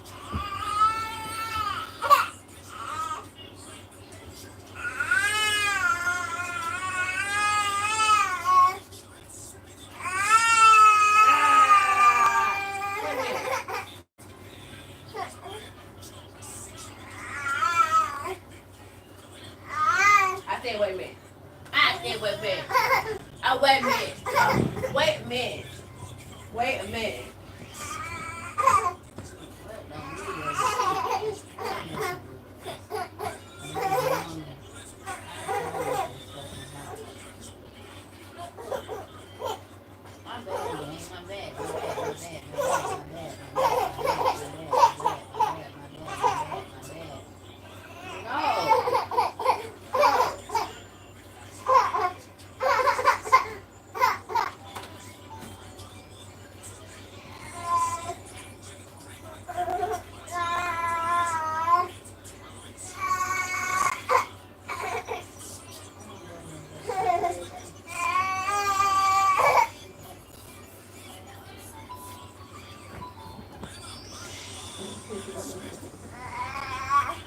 How you gonna smile and then start that crying?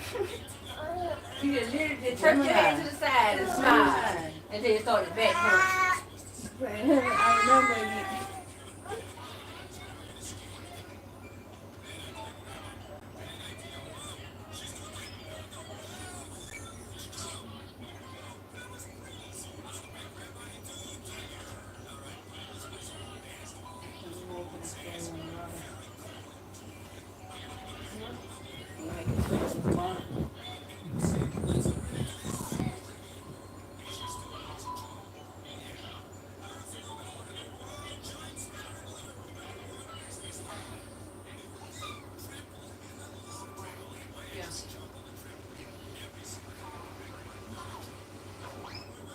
Yeah. Why you doing it? I'm tired.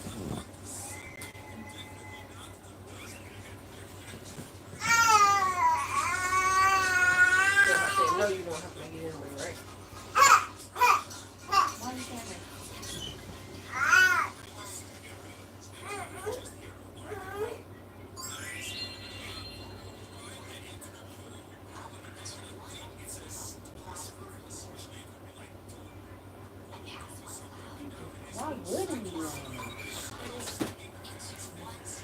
Rabbit. You go what else? Yeah, we can. If you want to. How much have I done for him today compared to how much?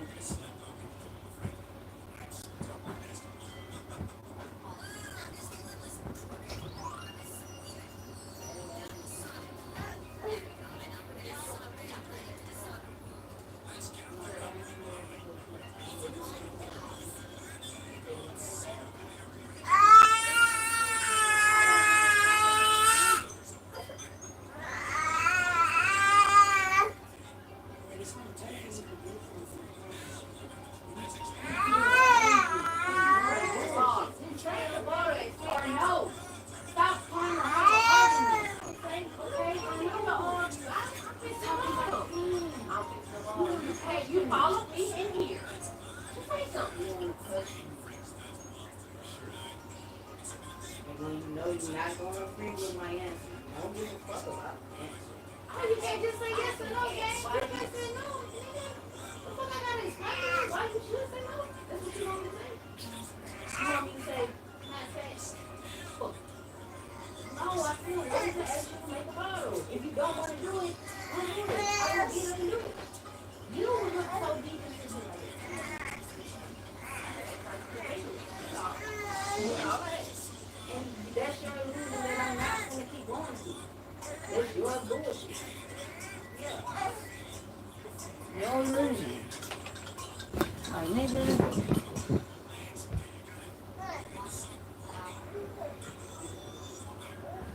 Man, gotta help me. Huh? Like,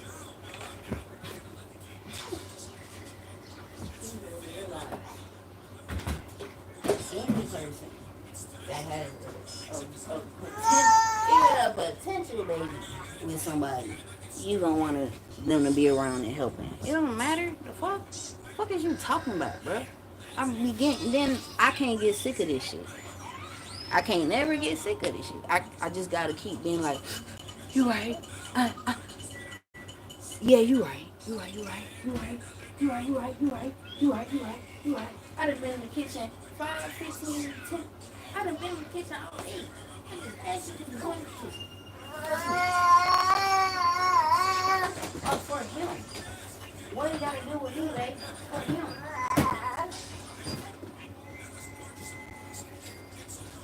You know that's why I asked you to come in. So why can't I ask you to do something for you? That's what I'm talking about, bro. You wanna argue and shit? I don't. I'm not arguing with you. I want to I'm raise. not arguing with you at all. Brain Yeah, but you for don't You're not gotta doing get nothing. nothing. You Understand grabbed the because bottle. we You were grabbed the protecting bottle, sat ourselves. down So on it's the like- bed, looked at me because I'm sitting here, looked at me and said, "Can I fist the ball?" You just had the bottle in his hand. On your hand. I found it for you. At least I did that. I was considering enough to do that. You don't give a Glad fuck. that you did it the way that you You don't did give a it. fuck. I know it I is. know. I know it know. is. I know it's cool. It's not. It's cool. It's You- perfect. You shouldn't have been with me if you didn't want to co-parent. You didn't want to help me. You shouldn't have never did this. You shouldn't have never came around me. You shouldn't have never did none of it. Right? If you didn't want to help me, if you didn't want to be around me, you shouldn't have did it. You shouldn't have came. It's not the point in helping you. Yes, It's what you're doing. it is. No, it's not. If I don't ask you, you're not gonna offer. You sure ain't gonna You offer. grabbed the bottle. You and sure went not that gonna way and offer. sat down. Did you offer? You kept saying, what I'm supposed to do? What I'm supposed to do? Well, damn. He's a little cranky. Why don't you? I'll make it. No. Fuck that. Baby, can you make the bottle? Because I just got the shirt. I just argue with you about, can you help me? You keep asking me. It took a whole lot to go up there and get the shirt from him. So what else Like, did I it do? took a whole fed lot him. to do. I'm saying you act I've like been getting up to get him. I've been doing a lot of shit before you even came back in. You forgot about that part, right? We forgot about the part you haven't seen me doing, right? Right? You forgot about the part you haven't seen me doing. You act like coexisting with the kid is not help. You forget about that too, right? You coexisted with the kid, but you didn't help. You played with him. ain't that helping? I just said you coexisted with the kid. That's not enough, That's not baby. help. Yeah, it's help. But I said you didn't do anything though. You just sat right here. I asked you, could you make a bottle? You can feel the way you want to feel, gang. Do you understand what I'm saying? Do you understand what I'm saying, bro? Do you understand what I'm saying? You don't care. So shut the fuck up, Casual. What the fuck is wrong with you, bro?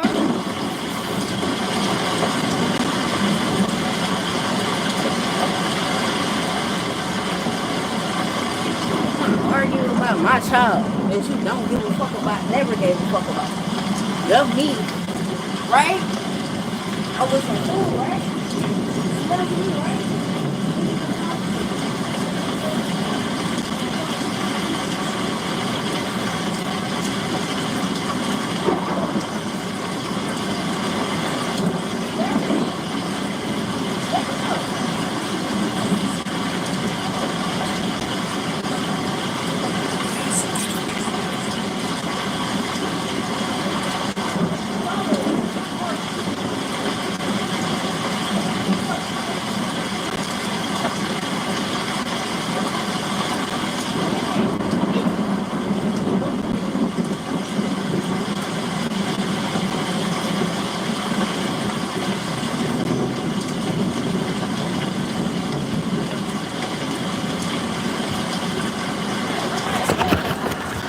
That you don't help me enough, Kevin. You talking about that you don't help me. That's what you want to talk about? Because everybody sees it. I got up 15 days, 20 days straight to make you something to eat and drink. You don't think I ever get tired, baby? Or just need you to drink one time? Or get up, baby, and write a bottle, please. I really need this. I couldn't do that. Because I was too busy catering to what I had already done. The resentment that you was holding for me. No.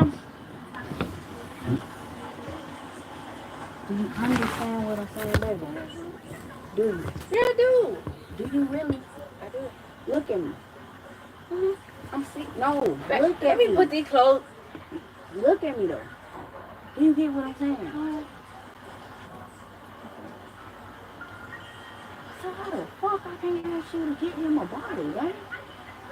Is you crazy? Like, literally. No, baby. Talk to me. What's wrong? No, please. Talk to me, baby. Krista, I'm asking you. What's wrong? Please. You gonna keep looking at me? And I want to finish what we saying. Baby. You gonna let me finish talking? Krista, I have no problem with you talking right there.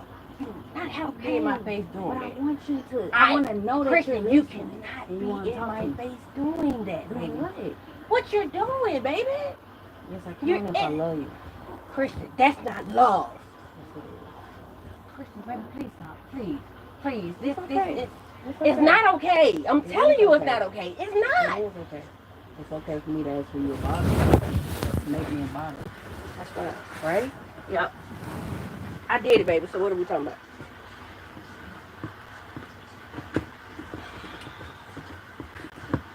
What's wrong with it, though? Nothing. Huh? No.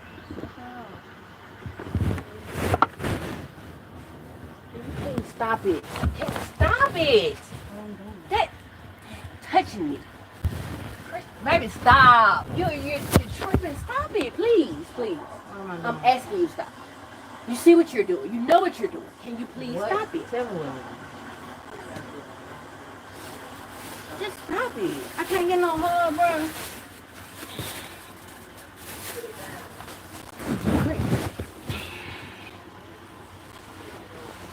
Like, we were just cuddling up together last night. Mm-hmm. Stop doing that, gang.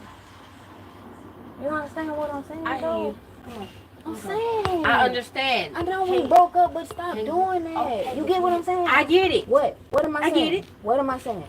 What am I saying? I can hug you. I just did. No, I'm talking about stop making big deals. I'm supposed to stop being me. Asking why nicely. I asked you to make a bottle. That's done and over. No, it's not. Stop it. I don't want to kiss. I don't want to do none of this. Now stop. Kristen, this is aggravating as fuck. Yeah, can you please get out my hair? Can you? Listen, I'm not. Just please move. Please. I'm going to move. Okay. Thank you.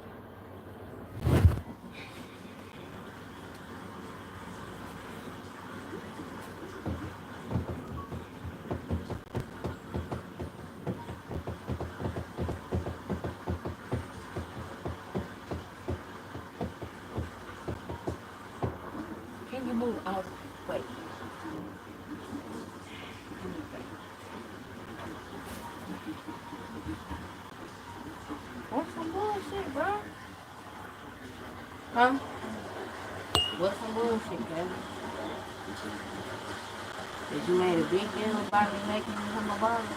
I think that's why you couldn't do it. Okay, so that's making a big deal. It's not making a big deal. I was asking you a question. I was asking a question. What was wrong with you? Why you couldn't? Because I've been doing shit constantly. That's why I came to get you. To help me. And I just asked you to do what? I asked you to come in originally, but I didn't ask you. You said, Do you not still know you're doing the same thing you've been doing? Do you not know that? No. That's not cool. Yes, it is.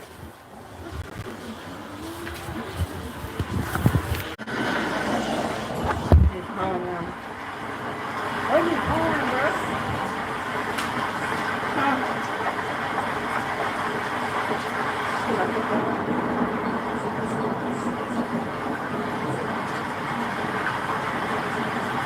I don't have any embarrassing. Yeah, you know that. Why would you do that? I'm good. Good. I'm not mad at you.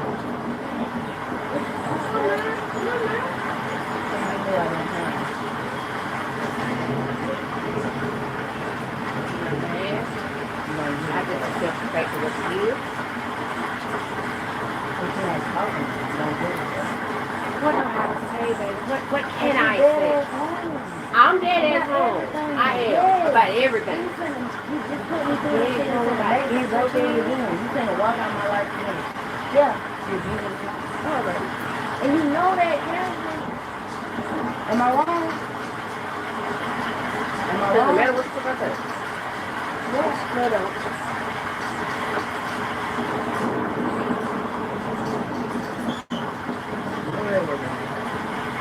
And what the hell? It's like, you knew you weren't fucking with me, right? But you come back anyway. How was that love, bro? You're not thinking about my well-being. And then, every time I ask you to do something tonight, you huffing and puffing, bro. You got disdain. Do you know how hard this is in the game? Trust me, I've done it. No, you haven't. Yes, I have. You never, say you never have. Who the fuck is? I don't give a fuck. I wasn't there. You I brought don't it the give a fuck fuck. up. Stop it. Stop it.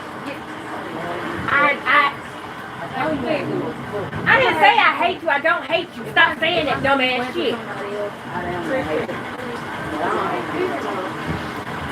Stop it. Damn cheerleading crazy shit. Christian, stop it. I'm telling you to stop. Why the fuck are you doing that? Stop pulling me down. I'm trying to get up. I'm trying to get away. Stop. Stop it. Just let me go. I'm not playing. I'm dancing.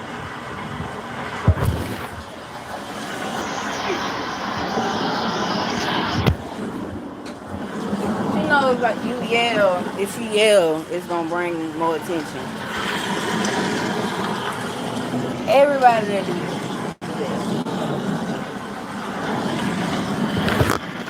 I've been doing the same thing I've been doing.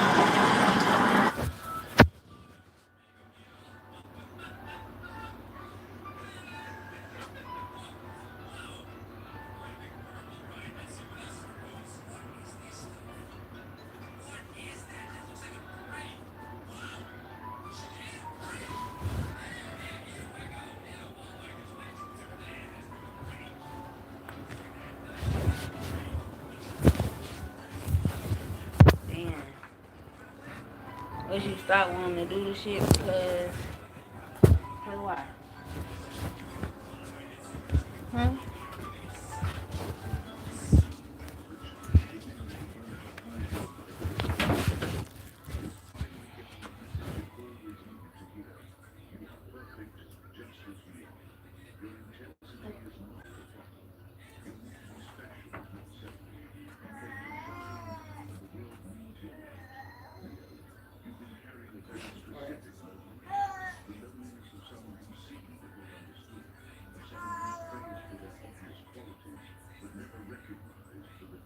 Yeah, see, and what I be saying, why we got any shit on bad time?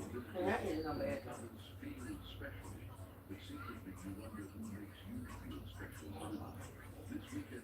I can't switch from you.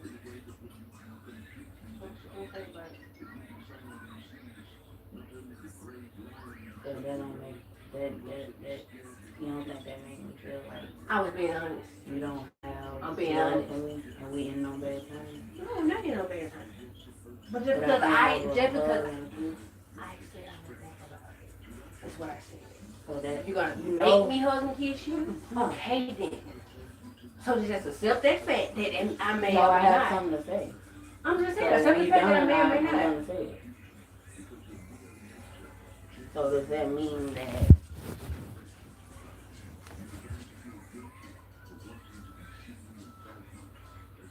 I forgot what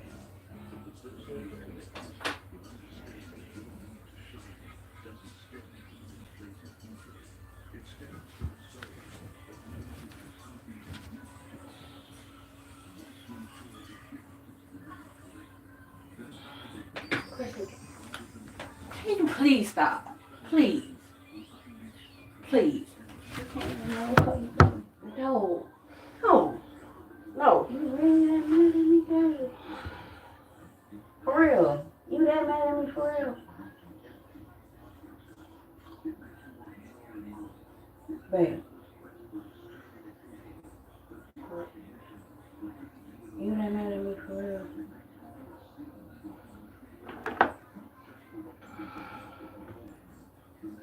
Huh? Babe. Good question. I say you that mad at me for real. What you mean by that? Baby.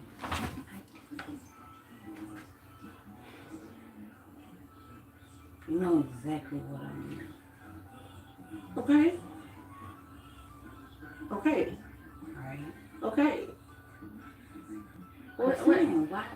I said, you really that mad? I told you, like I said earlier. But I mean, I'm doing, you think I'm doing too much? You So- are. You are. Okay, so but now Don't you're mean that I'm mad. frustrated. Don't mean I'm mad. No. You're just doing too much. No, don't. You're just doing too much. Your trauma says I'm doing too much. I'm saying you're doing too much. And your trauma. My trauma has nothing Your to do fear. with it. Yeah, I'm not scared. I don't have a fear. Don't have a Why you fear. can't- Why I can't touch you? Because I asked you not to. That's That's why. nigga. You my baby.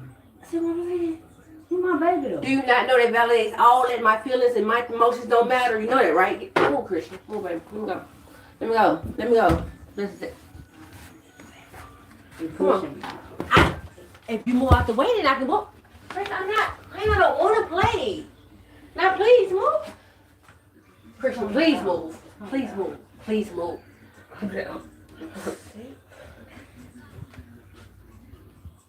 Calm down, baby. Christian, I am calm. I'll be more calm if you move. No, you would be more calm if you didn't get that text message. I'll be more calmer if you move. And you tell me you love me. I love you. Move.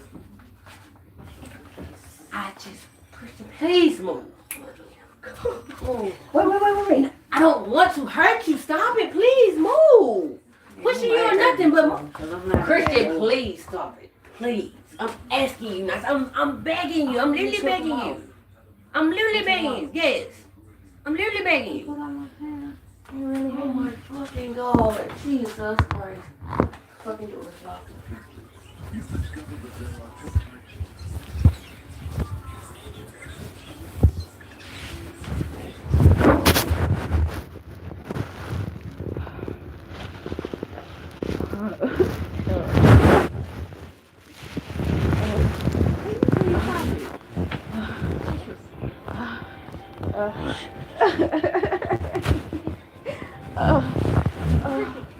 Please move. Why are you doing this?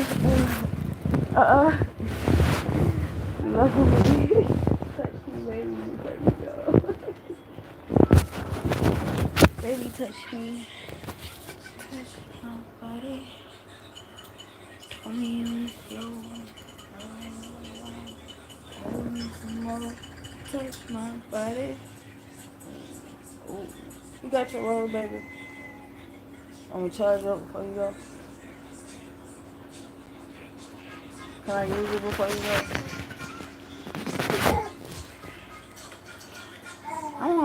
I don't know. That's not what I want. I want us to end on good times.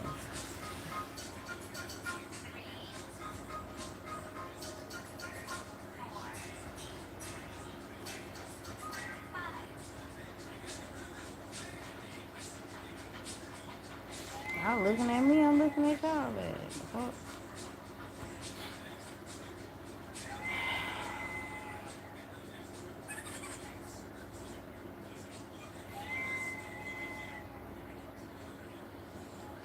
She said she wasn't mad till she got the text message.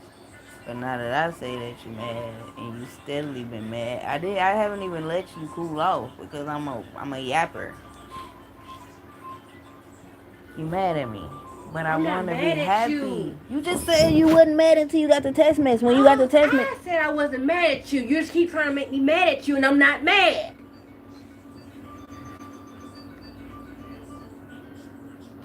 I'm not mad. But you keep trying to make me hate you. You keep trying to make me mad at you. But I'm not. No, I was just trying to talk to you. I asked you about the love and stuff first.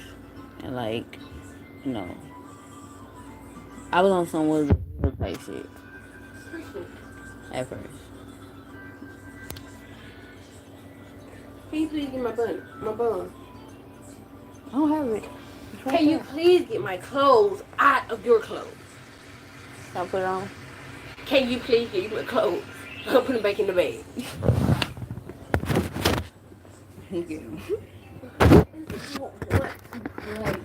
I don't want to. Let me help you. I don't need you to help me. I didn't ask for your help. I don't need you to help me. Just put it back in the bag where you got it from. I'll think about it. Is that what you just told me?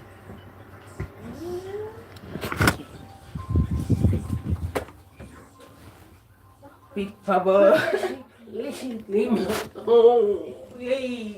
Big Papa.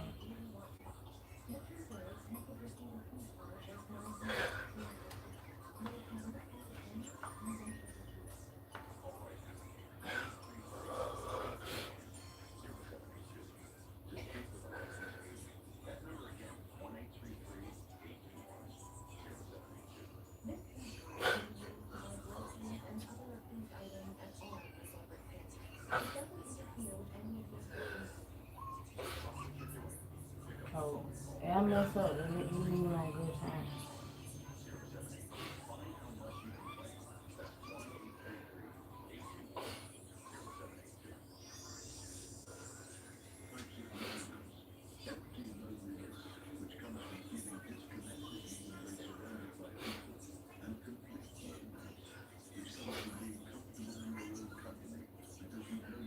That should be closed up though. Cause then that, even after all is said and done, you still start feeling like I'm the only one to blame. No.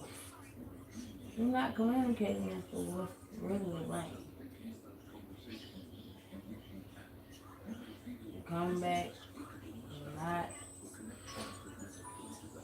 communicating and just still dealing with other people and not having people deleted out your phone. I don't need to blame me. Self-blame, deflecting, whatever you want to call it. But that's what you're doing. You still have not even grasped the concept of the bigger picture. Here, with me. All you care about is you and your feelings. Because we just broke up. Okay. So don't make me go back down memory lane about what happened and what did. You did. I don't want to. You just did it a second ago. I don't want to. I'm doing it because you just did it. Okay. That's how you operate, right? You've been on the tit for tat shit this whole time. Because you said okay to the ultimatum, then you said fuck the plan. Right?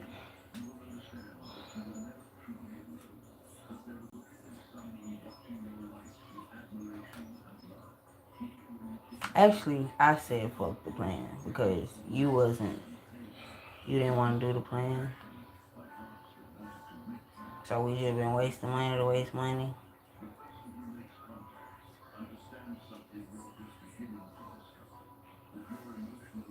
And just like always, you leave me. Excuse me. I said excuse me. Stop it. I'm not playing that. Do you think it feels good? You're doing it for nothing. Can you please move? Please. Please move.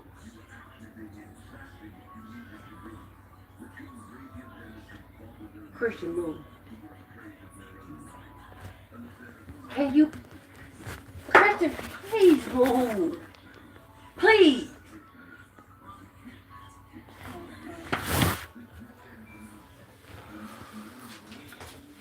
I'm standing up here. Losing my goddamn girl. Y'all think I give a shit, nigga? It's like I care, but it's like, nigga, me asking her to make my son a bottle when I ain't asked this motherfucker to do shit all day. You wanted to question me about asking you to make a bottle game?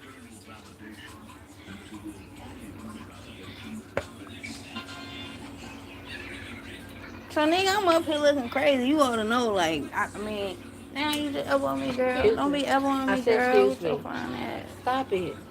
Stop. I'm trying. I don't want to have fun. You gonna take the clothes off me? Huh? I make sure y'all like.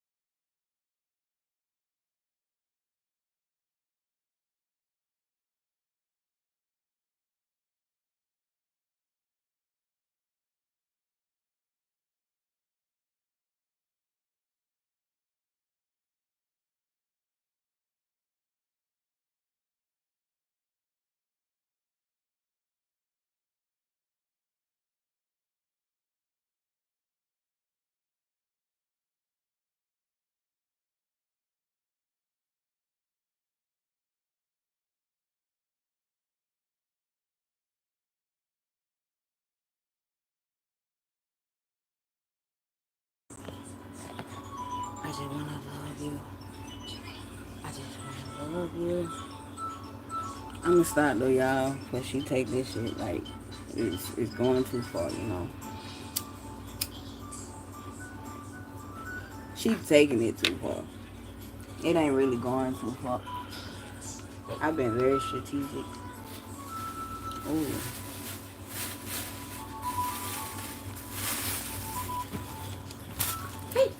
Listen, why would you snatch that? It's not your bag. It's not. No, it's not. No, it's not. It's not.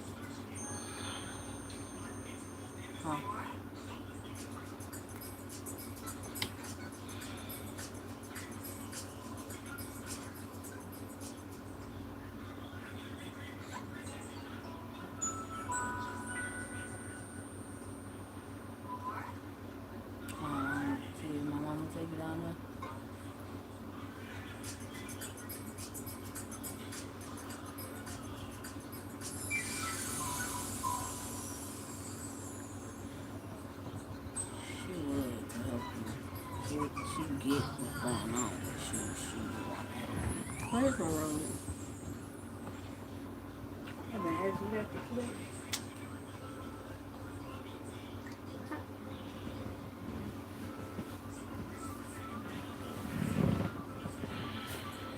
They asked me to help you look for your room.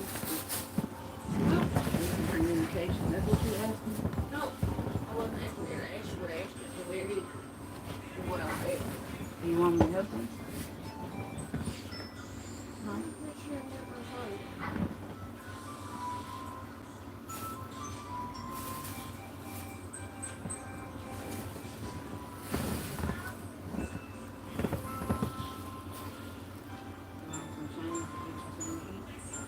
Nope.